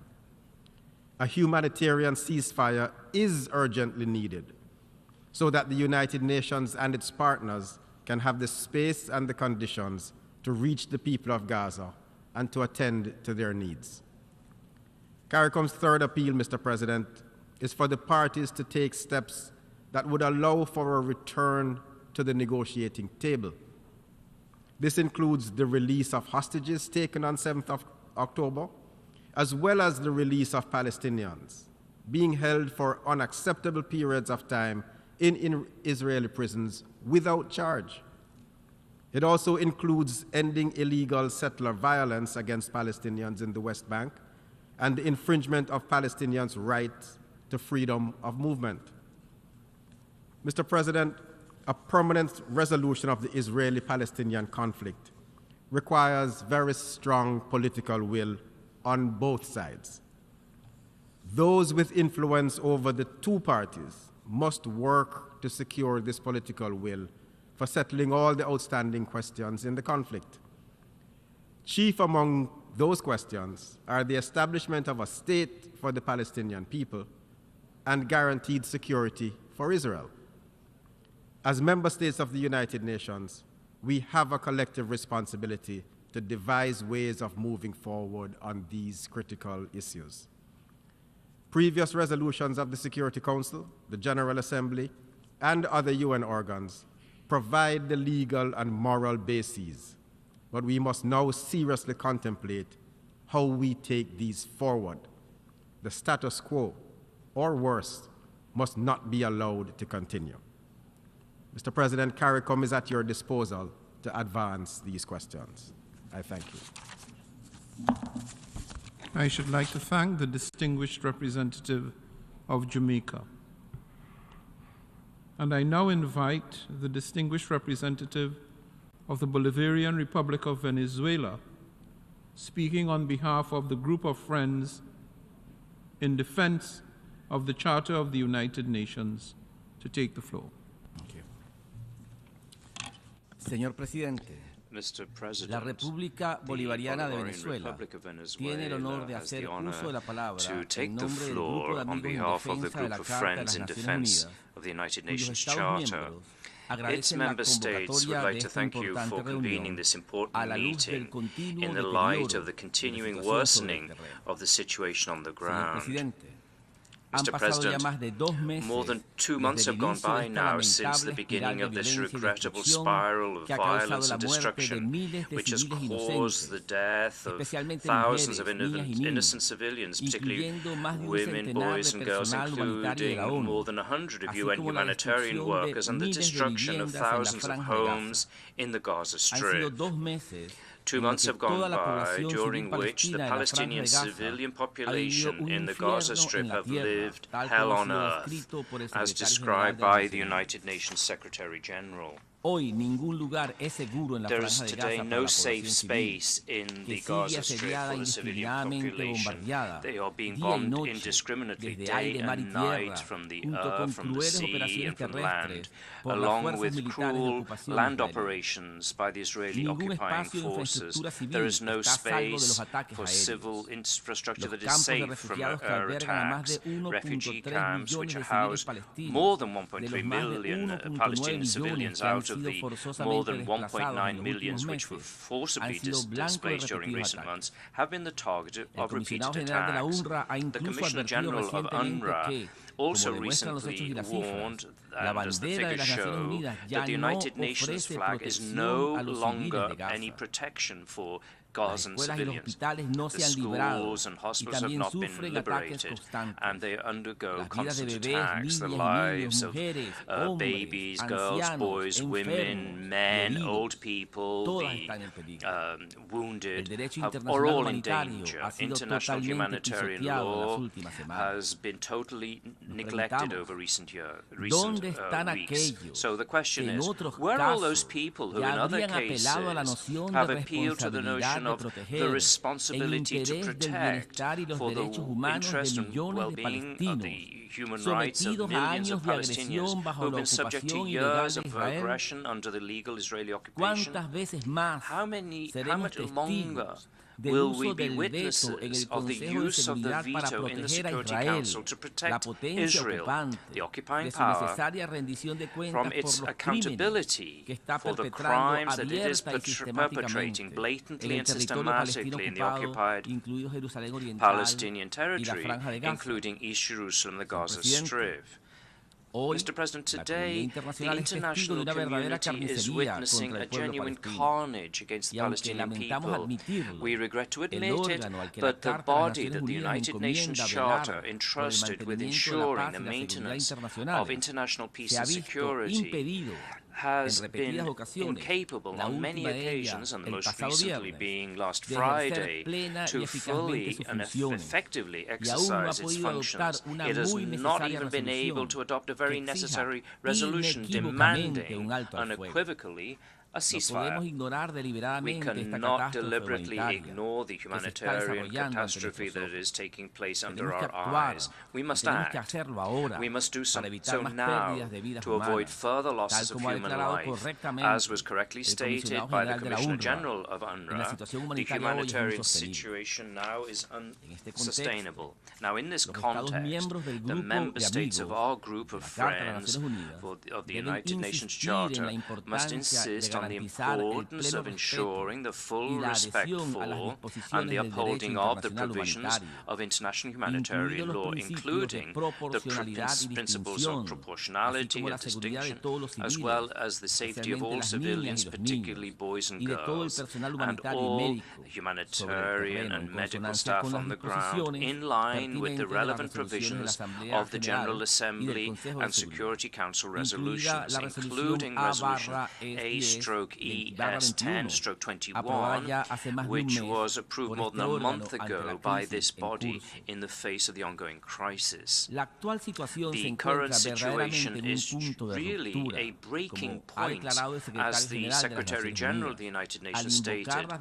He invoked the provisions of Article 99 of the Charter, and we welcome this step. We believe that this is the right way forward in the light of the seriousness and the continuing worsening of the situation on the ground. Therefore, we reiterate our demand for an immediate ceasefire and the end of the ongoing atrocities. This is not just necessary in the name of humanity, but also to ensure that humanitarian assistance, including crucial supplies for saving lives, such as sufficient fuel, to ensure basic humanitarian operations can be undertaken, as well as food, medicine, drinking water, should enter the Gaza Strip and be rapidly distributed to all those who desperately need it. Del mismo modo, también pedimos la adopción de medidas urgentes destinadas a garantizar, por un lado, la seguridad y el bienestar de todos los civiles y, por otro, a facilitar la prestación de protección internacional a la población civil palestina en el territorio palestino ocupado, incluido Jerusalén Oriental y la Franja de Gaza. Sobre la base de las recomendaciones formuladas por el secretario general de las Naciones Unidas en su informe de 2018 a la Asamblea General, así como en otras resoluciones pertinentes resolutions from the Security Council. Señor presidente, también renovamos nuestro llamado para que se garantice el acceso humanitario sin trabas, de forma coherente, segura y a gran escala, con el fin de satisfacer las necesidades urgentes creadas por la actual catástrofe de Gaza, que, además está decirlo, es una verdadera crisis provocada por la acción humana. Esto es clave para evitar el colapso total de las infraestructuras civiles críticas, lo que inevitablemente provocará más víctimas civiles, hambre generalizada, enfermedades, pobreza y un sufrimiento y desesperación aún mayores, agravando así la catastrófica crisis humanitaria de Gaza, donde la mitad de la población está compuesta por niñas y niños y refugiados, y más del 85% ha sido desplazado internamente desde el inicio de esta escalada del conflicto hace ya más de 2 meses.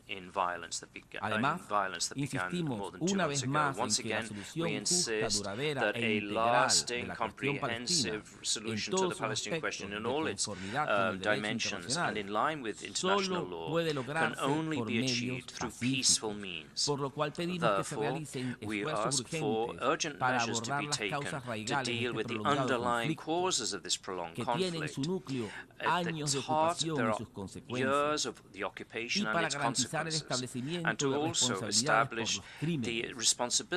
Hoy más que nunca necesitamos crear urgentemente un horizonte político creíble que conduzca a la realización del derecho a la autodeterminación del pueblo palestino mediante la consecución de la independencia y la soberanía del Estado de Palestina en las fronteras previas a 1967 y con Jerusalén Oriental como capital. Es decir, un horizonte político que conduzca a la realización de la solución de 2 estados sobre la base de las resoluciones pertinentes de las Naciones Unidas.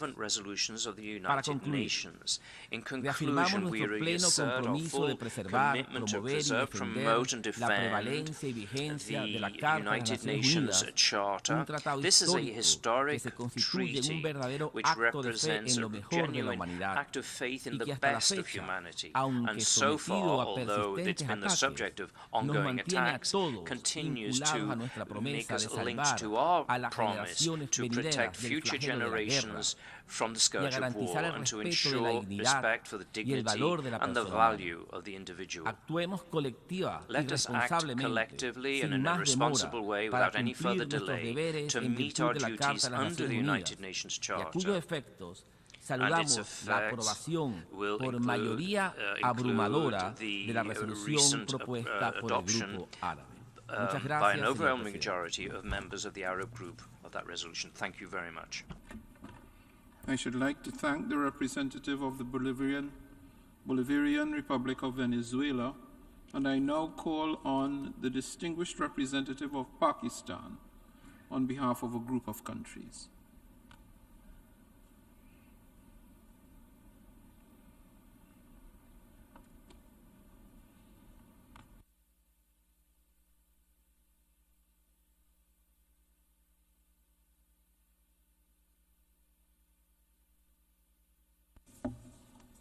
Thank you, Mr. President. Thank you for convening this resumed 10th emergency session of the General Assembly in response to the request of the Arab and the OIC groups. I have the honor of delivering this statement on behalf of a group of countries which include Algeria, Bolivia, China, Cuba, Egypt, Eritrea, Islamic Republic of Iran, Iraq, Saudi Arabia, Libya, Nigeria, Syrian Arab Republic, Venezuela, and my own delegation, Pakistan. Mr. President, we are witnessing a human tragedy of epic proportions unfolding in front of our eyes. Israel's indiscriminate bombardments from the air, land, and sea, along with intense ground operations across Gaza, has now continued for over 2 months, killing more than 18,000 people, 70% of them women and children, and wounding close to 50,000. Entire families and neighborhoods have been wiped out. According to recent reports, the number of people killed is the highest in proportion to the population since this century began. The Palestinians are being bombed without mercy or compunction. Their essential lifeline of water, food, medicines, and fuel have been cut off. 1.93 million of the 2.2 million Gazans have been internally displaced. And even those displaced cannot hide from the Israeli bombs.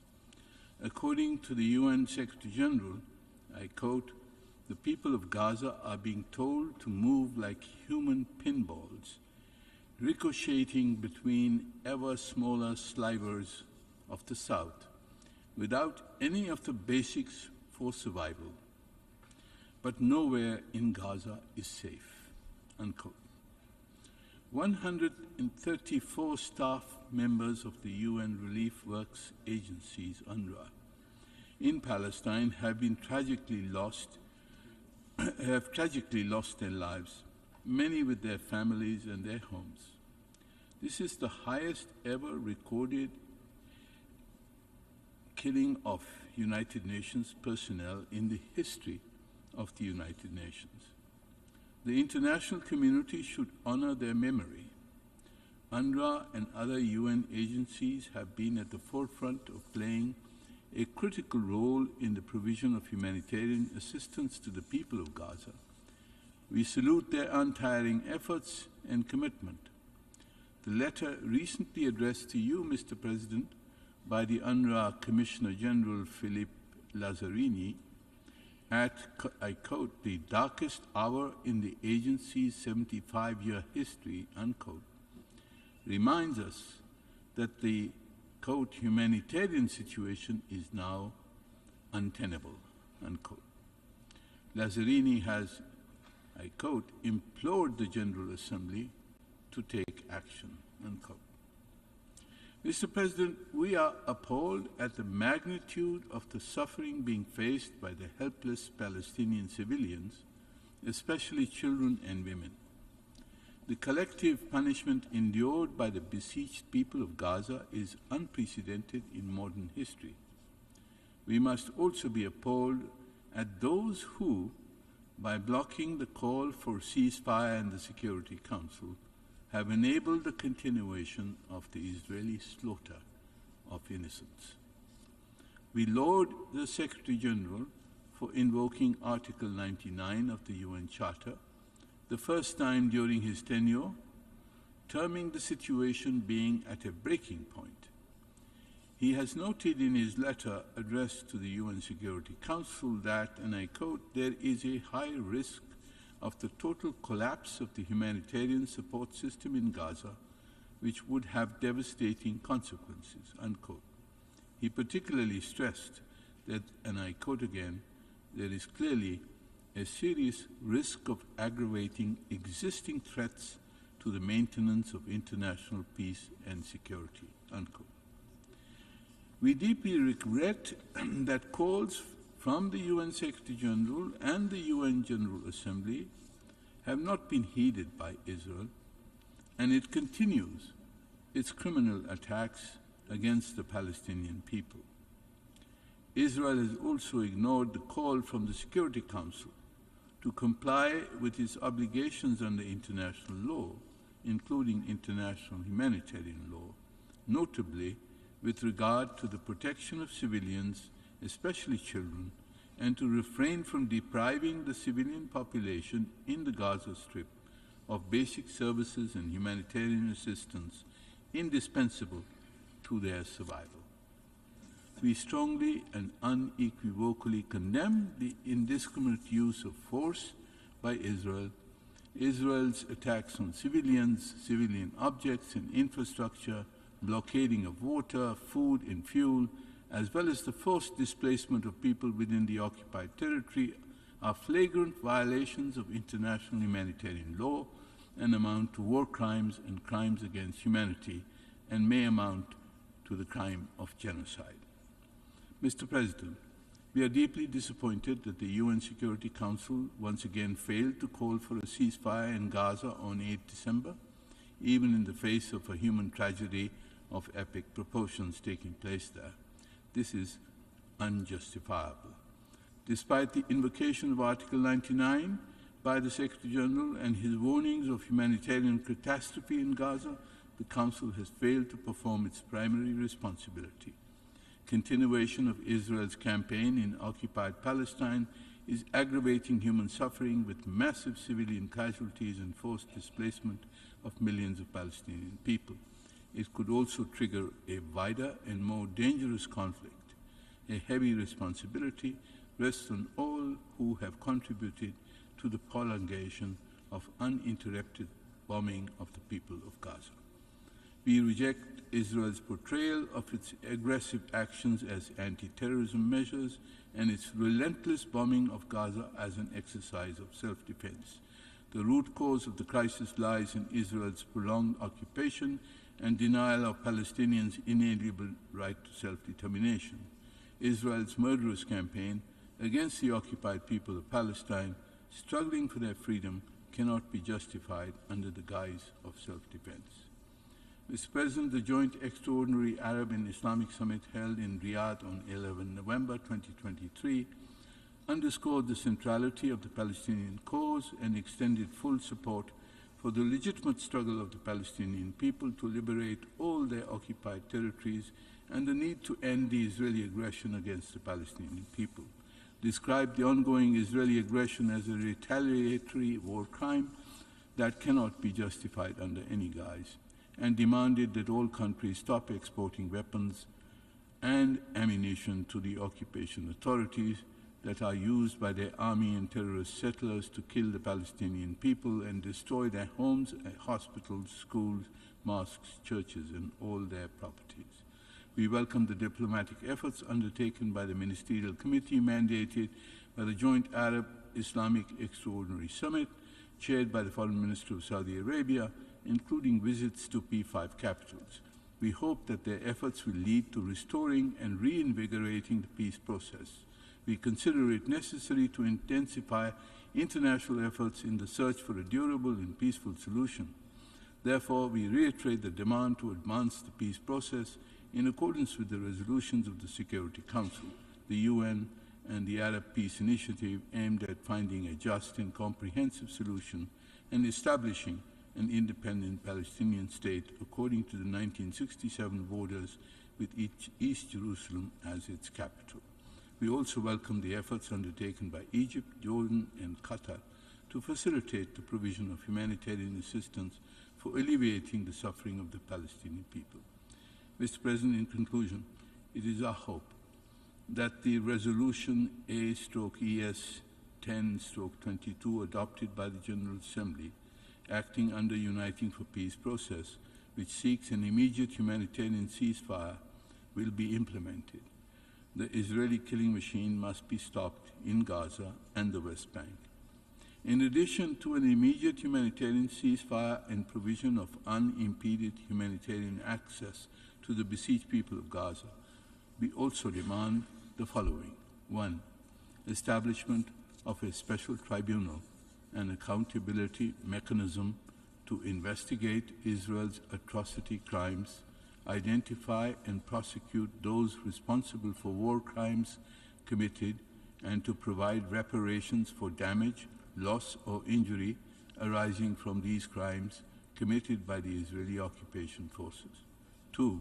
Establish an international protection mechanism to protect Palestinian civilians, especially women and children in Gaza and the West Bank, including East Jerusalem, from further attacks and oppression by the occupation forces and extremist colonialist settlers. And 3, we consider it necessary to intensify international efforts in the search for a durable and peaceful solution of the Palestine question. I thank you, Mr. President.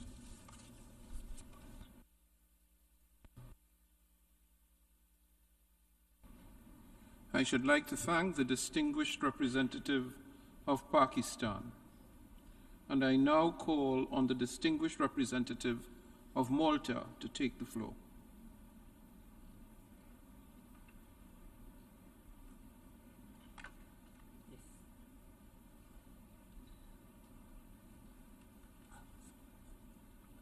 Zambia. Excuse me. I now call on the distinguished representative of Zambia, speaking on behalf of the African group, to take the floor.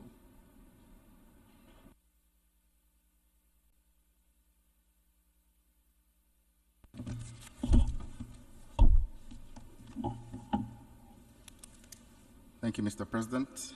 Distinguished delegates, ladies and gentlemen, on behalf of the Africa Group, I want to express my sincere thanks and gratitude to you, Mr. President, for convening this timely and important meeting. I also extend my profound thanks to the permanent representative of the Arab Republic of Egypt and the permanent representative of the Islamic Republic of Mauritania in their capacities as the chair of the Arab Group and chair of the Organization of Islamic Cooperation, respectively, for requesting the resumption of the 10th Emergency Special Session of the General Assembly. Mr. President, we are meeting today at a very difficult time. The situation in Gaza and the occupied territories is deteriorating and remains a matter of deep concern.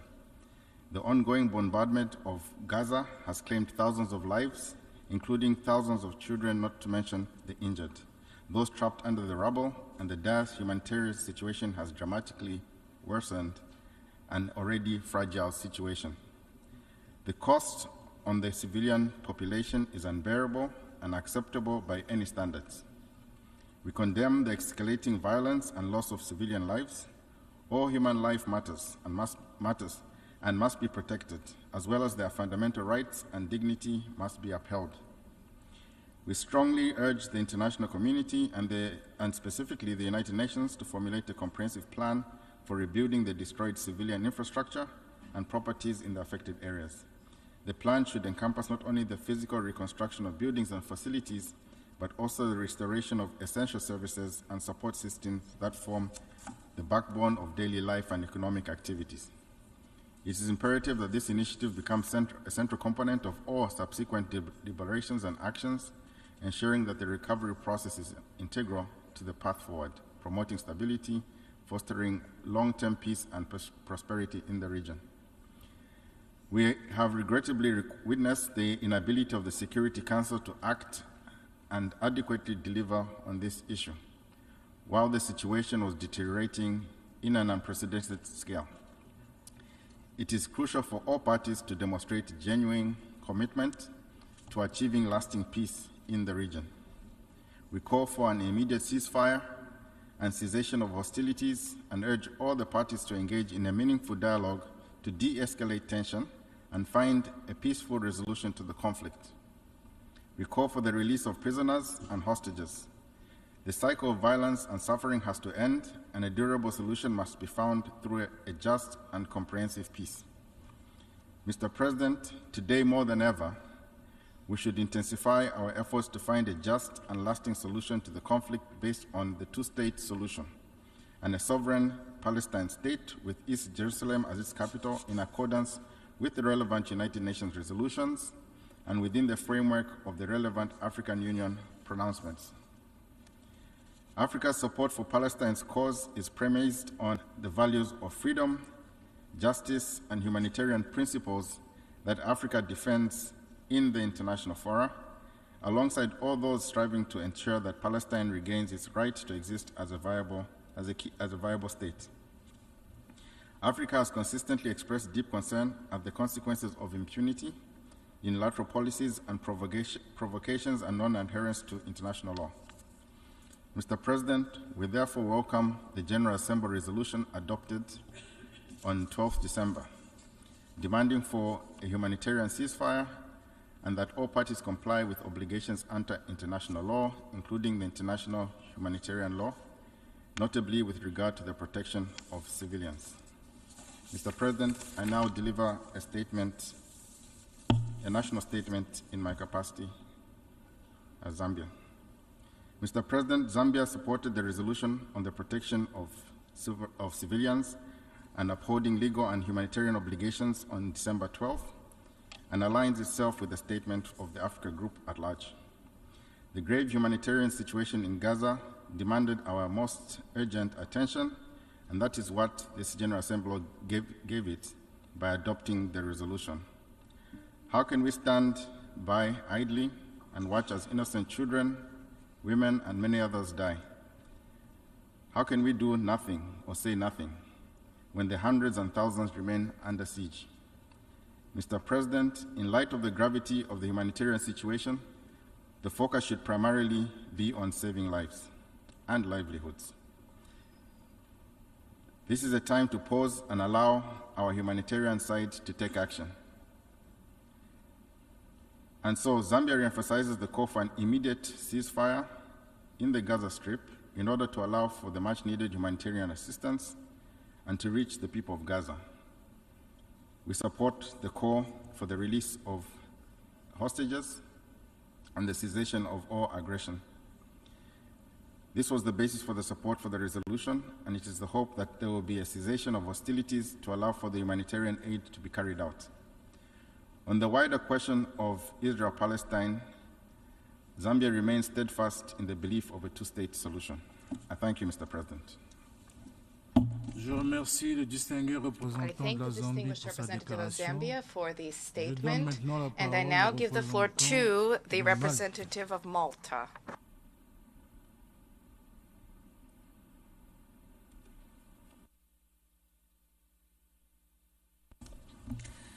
President, Excellencies, the circumstances leading to the resumption of this emergency special session are deeply regrettable. We are facing a catastrophic situation by all accounts, exacerbated by a Security Council which has been unable to find agreement on how to respond to the needs of the crisis. In this regard, Malta has fully supported the Secretary-General's invocation of Article 99. We echo his principled belief that we must not give up. The hostilities in Gaza are fueling unprecedented levels of human suffering. Public order in Gaza is now on the verge of collapse.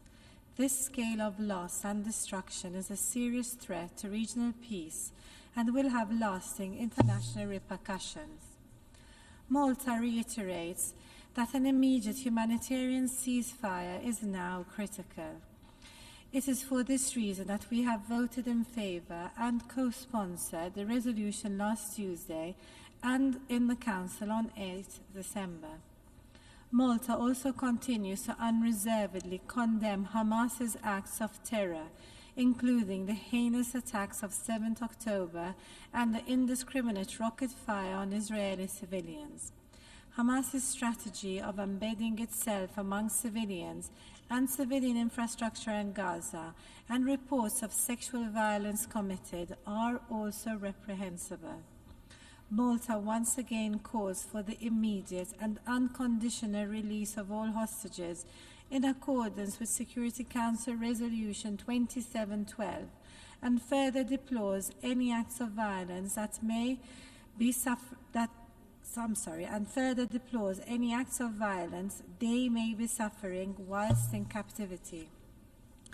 We recognize Israel's right to protect her people, but all actions must be in line with international humanitarian law, including the principles of distinction, proportionality, and necessity.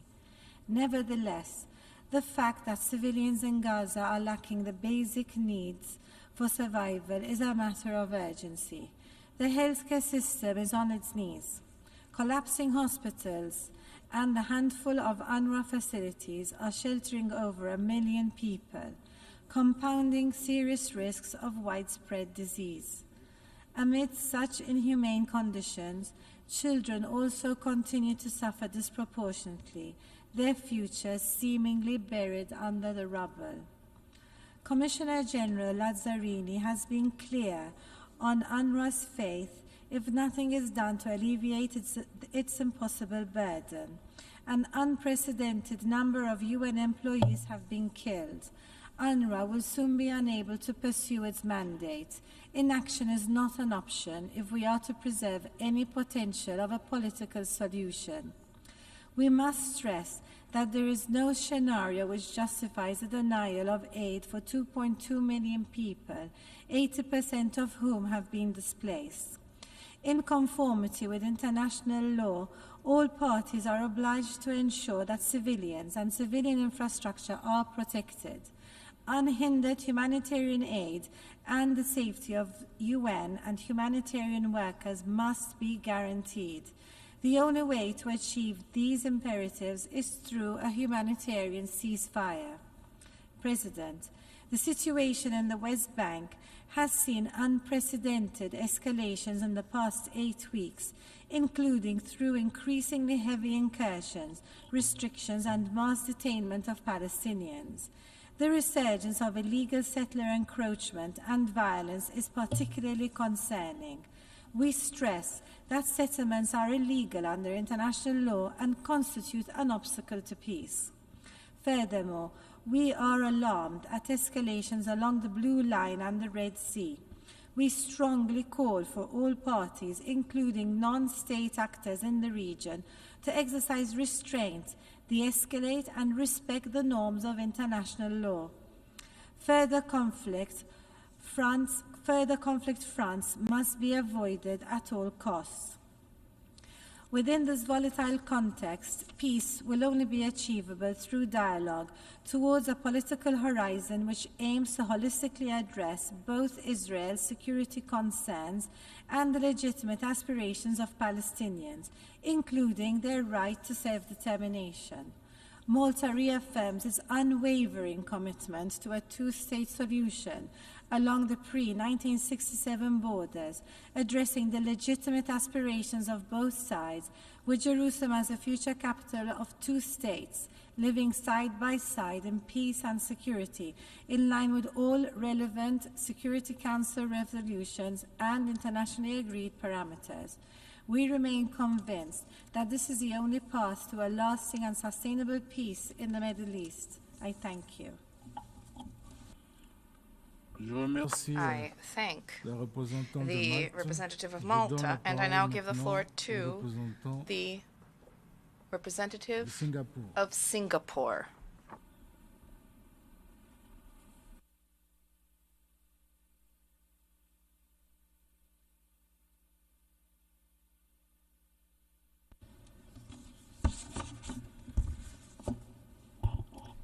Mr. President, Singapore welcomes the resumption of the 10th Emergency Special Session of the General Assembly to discuss the situation in Gaza.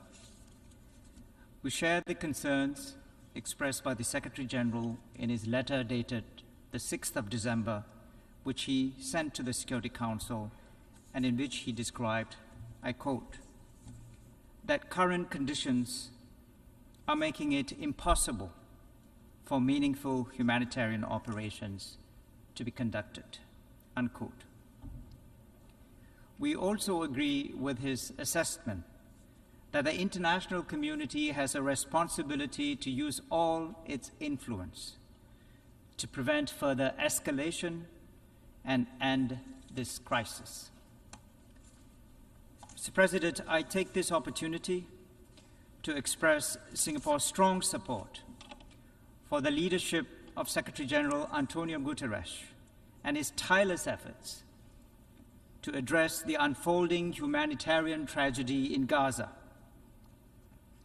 We also commend the critical role played by many dedicated and courageous United Nations officials and agencies in providing humanitarian assistance to civilians in Gaza. In particular, the role played by UNRWA, or the UN Relief and Works Agency for Palestinian Refugees in the Near East. We express our deepest condolences to the families of the 135 UNRWA staff who have lost their lives. The Singapore government and the Singapore Red Cross have worked closely with the Egyptian government and the Egyptian Red Crescent to provide humanitarian supplies to Gaza. And we will continue to work closely with our friends and partners to support these humanitarian relief efforts. Mr. President, we are meeting today because the humanitarian situation in Gaza has deteriorated significantly, with over 18,000 Palestinians killed in Gaza and up to 1.9 million people reportedly displaced, which represents about 85% of the population of Gaza. The Commissioner General of UNRWA sent a letter to the President of the General Assembly on the 7th of December, warning of an irreversible disaster. And he also said that the humanitarian situation in Gaza is now untenable, with people, and I quote, desperate, hungry, and terrified. We're therefore disappointed that the Security Council was not able to adopt the draft humanitarian resolution put forward by the United Arab Emirates last week, which Singapore had co-sponsored. Mr. President, Singapore also co-sponsored the Emergency Special Session resolution entitled Protection of Civilians and Upholding Legal and Humanitarian Obligations that the General Assembly adopted with an overwhelming majority of 153 votes in favor on the 12th of December. Singapore supports the call made in this resolution for an immediate humanitarian ceasefire. This is essential for the urgent and unhindered provision of humanitarian aid to civilians throughout Gaza. I wish to reiterate Singapore's grave concern at the worsening humanitarian situation in Gaza, which has led to the loss of many thousands of innocent civilian lives. Singapore also supports the call made in the resolution for all parties to comply with their obligations under international law, including international humanitarian law, notably with regard to the protection of civilians. We recognize that Israel has the right to defend its citizens and territory, but in exercising this right, Israel must comply fully with international humanitarian law. This means responding in a proportionate manner. This means avoiding the indiscriminate killing of civilians. This means avoiding the collective punishment of civilians. And this means avoiding the permanent mass displacement of civilians. Singapore strongly supports the call made in the resolution for the immediate release of all remaining hostages. The taking of hostages is prohibited by international law. Hamas and other parties involved must ensure the safety and security of the hostages and facilitate their immediate release.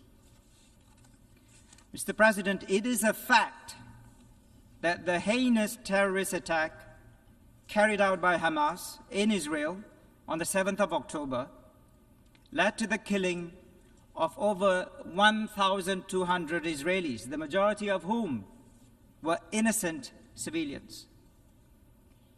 We regret that the resolution adopted on the 12th of December does not condemn or even make reference to the actions of Hamas.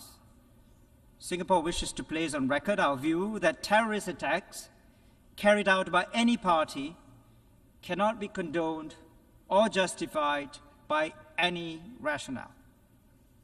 Singapore continues to hold the view that the only viable path to a durable, just, and comprehensive solution to this crisis is a negotiated two-state solution, consistent with relevant UN Security Council resolutions. We support the right of Israelis and Palestinians to live within secure borders. Both Palestinians and Israelis deserve to live in peace, security, and dignity. And we call on leaders from both sides to show leadership, exercise restraint, and take the difficult but necessary steps towards a two-state solution. I thank you very much for your attention. I thank the distinguished representative of Singapore for the statement, and I now give the floor to the representative of Senegal.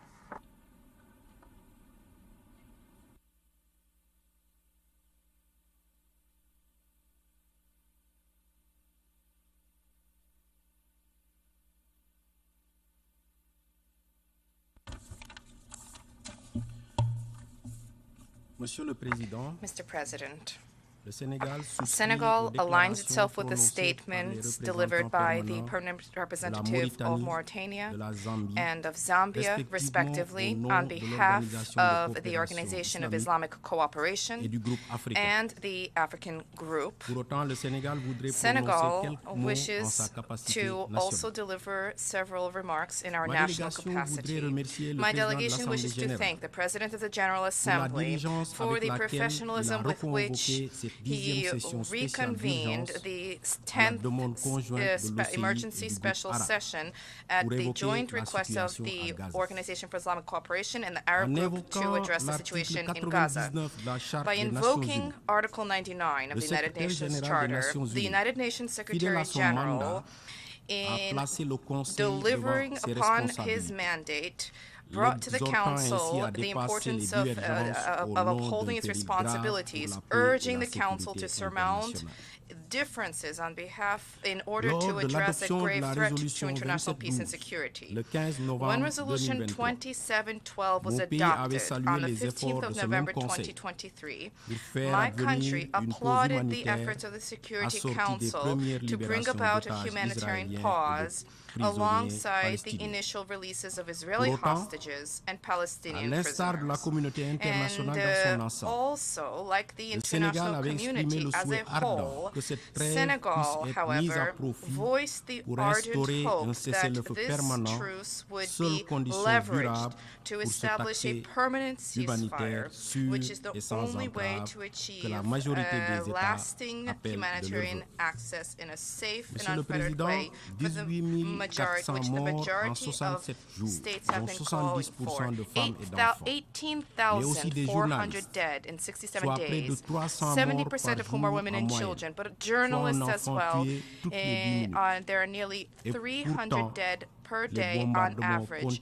That is approximately one child killed every 10 minutes. And yet the bombardment continues to plague Gaza, which has already been victimized by an air, maritime, and land blockade for more than 16 years. Israel's reprisals have been completely disproportionate, plunging 2.3 million people into situations of devastation at all times. This is devastation from which there is no safe refuge. Neither in the north, nor in the south, nor for the people in Gaza, nor for humanitarian workers. While we pay tribute to the memory of the 133 UNRWA personnel who were killed in the bombing, Senegal reiterates our encouragement to Mr. Philippe Razzarini, Commissioner General of UNRWA's team, as well as our encouragement for all UN entities and non-governmental bodies involved. We commend their dedication to mitigating the consequences of this humanitarian crisis. Furthermore, there's a vital need for United Nations entities and their operating partners to have access to the population without having to make the ultimate sacrifice. In this context, my country once again regrets the fact that that the Council failed to adopt a draft resolution tabled by the United Arab Emirates. This was despite the almost unanimous support of its membership and despite the co-sponsorship of 103 member states of the United Nations, including Senegal. We cannot state this enough, Mr. President. There is an urgent need, first and foremost, to save the lives of Palestinian populations in Gaza. They are only calling for an end to the bombing. For this reason, adoption of this text by an overwhelming majority represents a strong message from the General Assembly to the international community. This is also a call upon the Security Council, which must summon the ability to surmount its political rifts and to rise to the present challenge. Only a humanitarian ceasefire will meaningfully protect the people of Gaza. This is the only way to preserve the infrastructure that is still standing and to rebuild the infrastructure that has been destroyed. In the meantime, my delegation will continue to urge Israel as the occupying power to exercise restraint and to spare civilian populations, all humanitarian, medical, and media personnel, as well as to spare hospitals, places of worship, and UN facilities. I would note here that the humanitarian ceasefire that this organization focuses upon should be our priority for Gaza to no longer be an open-air cemetery and for the residents of Gaza to no longer have to flee. Mr. President, to name things wrongly is to add to the misfortune of the world. This is what Albert Camus stated. In many regards, the term catastrophe aptly describes the situation that has prevailed in Gaza over the past 2 months. This catastrophe has ramifications in all of the occupied Palestinian territories, including the West Bank, where settlement activity is exceedingly aggressive and hostile. This is an observation that is all the more bitter as we are to commemorate the 75th anniversary of the Universal Declaration of Human Rights. For this reason, Senegal, which has always condemned any and all attacks against civilian populations. We reiterate our call for respect for international law and the rights of the Palestinian people, the right of the Palestinian people to have a viable contiguous state with East Jerusalem as its capital, as is stipulated in the relevant UN resolutions. My country continuously calls upon the Security Council and all stakeholders for a meaningful de-escalation as the first step to the resumption of peace talks geared towards the attainment of the solution of 2 states, Israel and Palestine, living side by side within safe and internationally recognized borders. How many people in Gaza will we have to watch die before we resolve to stop this carnage?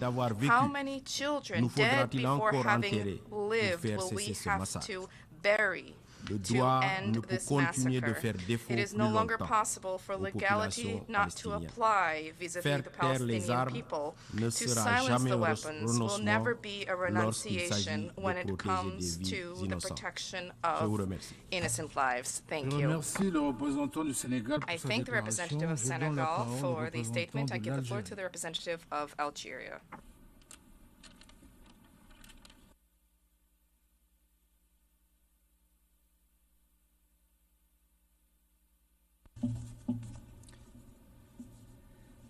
سيد الرئيس بداية أود أن أهنئ الجمعية العامة. President, at the outset and before anything else, I would like to congratulate the General Assembly for a resolution that was submitted by the Arab Group.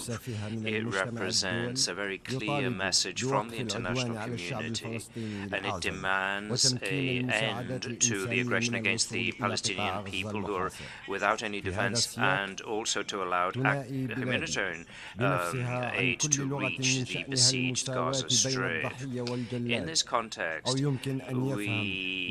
reject any labeling which seeks to put the aggressor and the aggressed on the same level.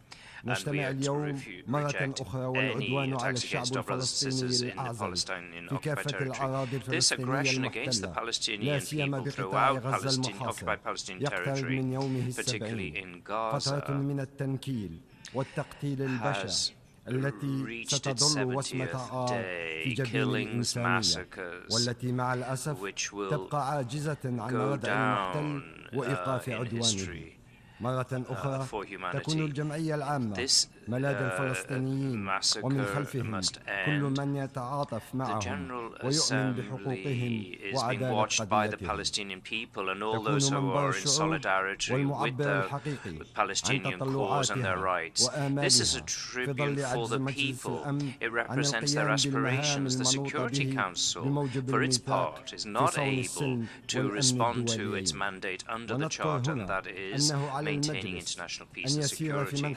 The Security Council, in fact, must work with the General Assembly when it works on these resolutions. Its authority comes from the authority of the member states under Article 24 of the UN Charter, and it says in its first paragraph that given that the work of the United Nations must be effective and rapid, the members of this body must ensure that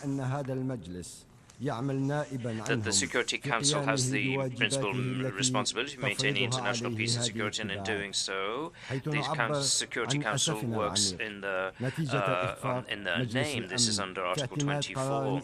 We deplore the failure of the Security Council with regard to adopting a humanitarian resolution. Its aim was to put an end to the aggression and to allow the access of humanitarian assistance to those who need it. That was the appeal made by the humanitarian agencies and the appeal of the Secretary General to the Security Council. A humanitarian resolution was not adopted. This is unjustifiable and incomprehensible.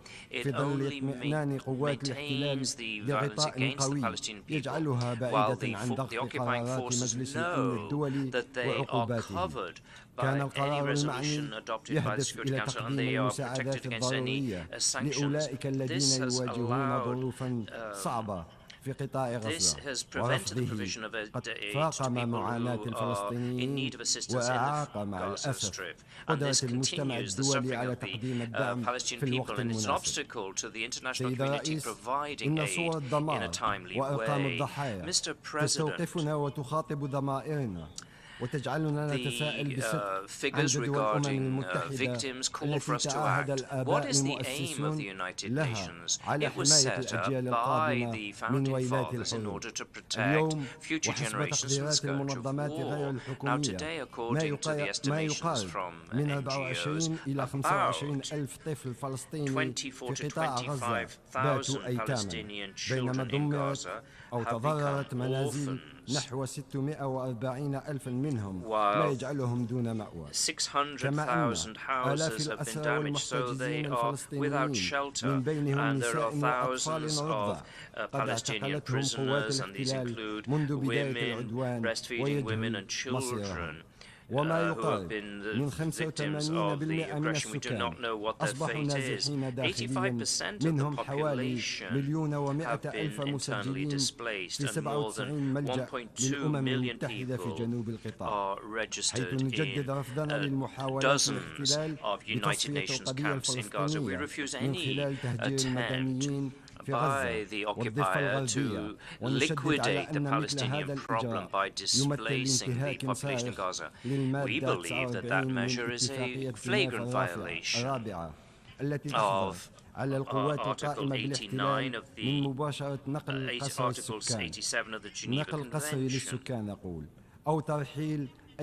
should not allow the forced displacement of the population or to transfer populations in an occupied area. We also condemn the destruction of houses, but also the expansionist policy and the colonialization policy in the West Bank. And this is a flagrant violation of Security Council resolutions, and it goes against the two-state policy and an independent Palestinian state.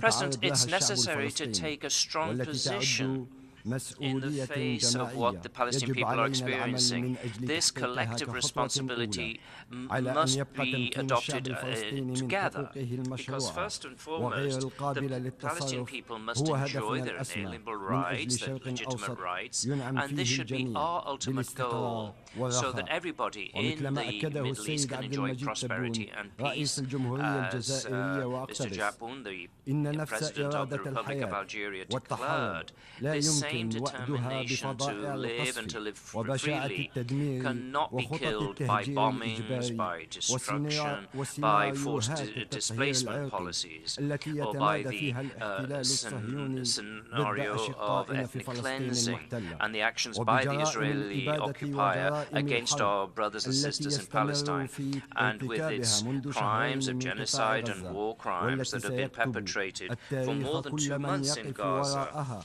History will condemn all those who support these acts as war criminals. Thank you very much, President. I thank the representative of Algeria for his statement, and now I give the floor to the representative of Brazil.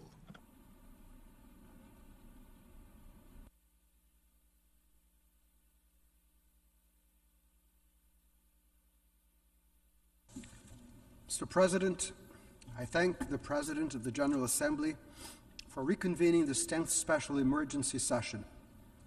The decision is both timely and necessary, given the appalling humanitarian situation in the Gaza Strip. The gravity of the situation is evident in recent expressions of key players in the UN system. For the first time in his tenure, Secretary General Guterres invoked Article 99 of the UN Charter. The UNRWA Commissioner General has written to the President of the General Assembly warning that the agency's ability to carry out its mandate in Gaza has been severely limited by the current conflict. The numbers he mentioned are staggering. 1.2 million IDPs are sheltered in UNRWA facilities, and 2.2 million people depend on its assistance for survival. The ongoing Israeli ground offensive in the south of the Strip is already worsening the horrific humanitarian situation we have been observing since the beginning of military operations. Civilians continue to bear the brunt of violence, and the majority of them are children, as we know. In these extreme circumstances, the only measure able to avoid an even greater catastrophe is a humanitarian ceasefire. We hear those who argue security reasons to oppose a humanitarian ceasefire. Brazil, however, believes that in the face of such a tragedy in Gaza, any politically and morally tenable response must prioritize the immediate protection of civilians. They must be protected at all times in peace and war. Brazil's commitment to the protection of civilians in the conflict now raging in Gaza has been demonstrated on several instances. We voted in favor of Security Council Resolution 2712 on November 15th, and of the UAE draft resolution voted on and vetoed last Friday. Prior to that, we had submitted a draft resolution to the Security Council which called for immediate humanitarian pauses. The draft was supported by the vast majority of Council members, but vetoed by a permanent member, as we recall. If adopted on that occasion, thousands of lives would have likely been spared. Our vote last Tuesday reaffirms our unmovable position that multilateral action is urgently needed. The cost of inaction is unacceptably high. We urge all those in positions of influence to actively and expeditiously seek to secure the conditions necessary for an immediate humanitarian ceasefire. It is also urgent and morally compelling to ensure the immediate and unconditional release of all hostages and provide them with immediate humanitarian access. As it is urgent and morally compelling to allow for a much increased and more effective provision of humanitarian aid into and inside Gaza. It is unthinkable that UNRWA should no longer be able to fulfill its mandate. The current levels of assistance are simply untenable. Not taking the measures necessary to expend it to what is needed to address the immense and growing needs would also amount to complicity. Mr. President, a veto led the General Assembly to make recommendations on a question of international peace and security, which, as we all know, is a primary responsibility of the Security Council. The General Assembly did so because the Council once again failed in fulfilling its responsibilities. Only a much-needed comprehensive reform of the body, with the expansion in the number of both permanent and non-permanent members, will be able to make it fit for purpose and face the growing complexity of 21st century challenges. Mr. President, the continued blatant disregard for humanitarian law in this conflict is truly shocking. As the world has been repeating again and again, warfare is bound by rules. Adherence to these rules is not a matter of choice. Demanding and securing respect for international humanitarian law in Palestine today will give us the necessary moral ground to do the same elsewhere tomorrow. This must be very clear in the minds of us all. I thank you. Je remercie le distingué représentant du Brésil I pour sa thank the distinguished déclaration. representative of Brazil for the statement, and I now give the floor to the representative of Malaysia.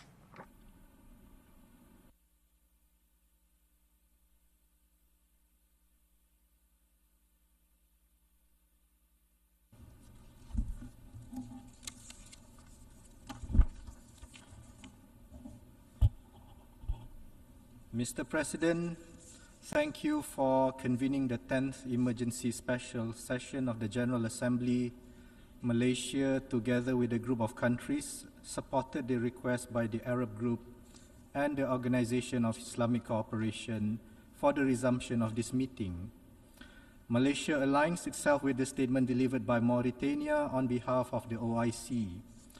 This meeting, the second ESS to be convened within a span of less than 2 months, is being necessitated by the immeasurable human suffering and catastrophic human condition we are witnessing. With over 18,000 civilians killed, including women and children, with more than half of all homes bombed into ruins, with up to 1.9 million people internally displaced, with healthcare system on the verge of collapse, the carnage and destruction seen in Gaza are beyond words. While we welcome the convening of this important meeting, it could and should have been avoided. Malaysia, a nation that values peace and justice, had hoped for the Security Council to unite in the name of humanity and agree to an immediate ceasefire in Gaza. Alas, this did not come to pass.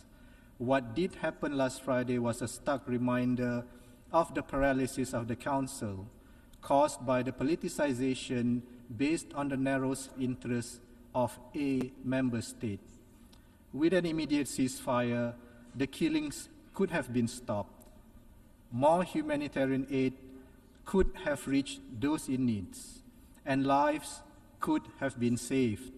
Regretfully, these acts of humanity have been prevented from happening, despite the affirmative vote by 13 members of the Security Council and despite more than 100 member states, including Malaysia, having supported the draft resolution by the United Arab Emirates.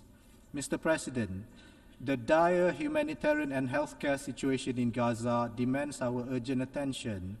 According to UNRWA, the humanitarian situation is now untenable. The World Health Organization has warned of the heightened risk of disease outbreaks due to overcrowded shelters and the lack of basic supplies in already inoperable hospitals. Half of the population are starving, with 9 out of 10 not eating every day. Children in Gaza risk dying from diseases than they do from bombings. We heard harrowing accounts of families enduring multiple days without food without shelter, water, and access to health care. Mr. President, Malaysia has co-sponsored and voted in favor of the resolution entitled Protection of Civilians and Upholding Legal and Humanitarian Obligations for the Sake of Humanity. We welcome and strongly support the call by the UN Secretary General and by the overwhelming majority of member states for a humanitarian ceasefire. It is the only decent and humane thing to do. Every moment we delay and lives are lost and hopes are crushed.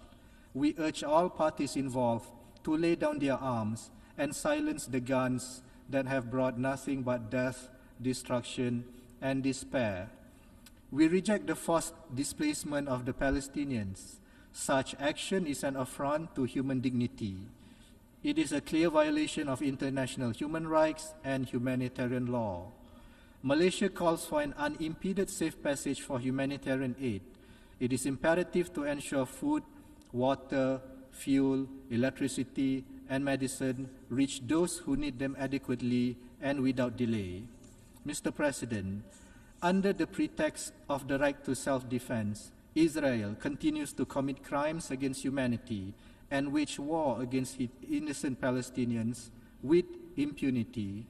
Israel's actions are neither proportionate nor lawful and run contrary to international law and the UN Charter. Atrocities against civilians committed by Israel are unjustifiable. The international community must robustly pursue all legal, political, and economic channels to pressure Israel. We demand accountability for each crime and violations committed by Israel. Every instance of violations by Israel must be thoroughly investigated and its perpetrators must be held accountable. Justice delayed is justice denied. Mr. President, at the last emergency special session on 27th October 2023, this August Assembly soundly adopted a resolution calling for a humanitarian truce. We again hear the world speaking in one voice, and the demand is ceasefire now. We hear this demand for immediate ceasefire not only here in the General Assembly, but across the globe, in parliaments, in the streets of cities worldwide, and across social media platforms. The clamor and appeal for immediate ceasefire cannot be ignored. It is therefore imperative to ensure that the United Nations, envisioned as the bastion of international cooperation and conflict resolution, deliver its duty and responsibility. The erosion of trust in the multilateral system not only hampers our ability to collectively address global challenges, but also undermines the very foundations upon which the United Nations were built. Mr. President, the key to end the sufferings of the Palestinians is to end Israel's illegal occupation of Palestine. The blatant seizure of Palestinian land by Israel for illegal settlement is not and will never be acceptable. The Gaza Strip constitutes an integral part of the Palestinian Territory, and it must remain part of the Palestinian state. The future of Gaza lays solely by the will and independent choice of the Palestinian people. Malaysia strongly urges the international community to exert all necessary efforts to promote the realization of a just, lasting, and peaceful solution based on the pre-1967 borders with East Jerusalem as its capital. We stand ready to be part of and support initiatives aimed at realizing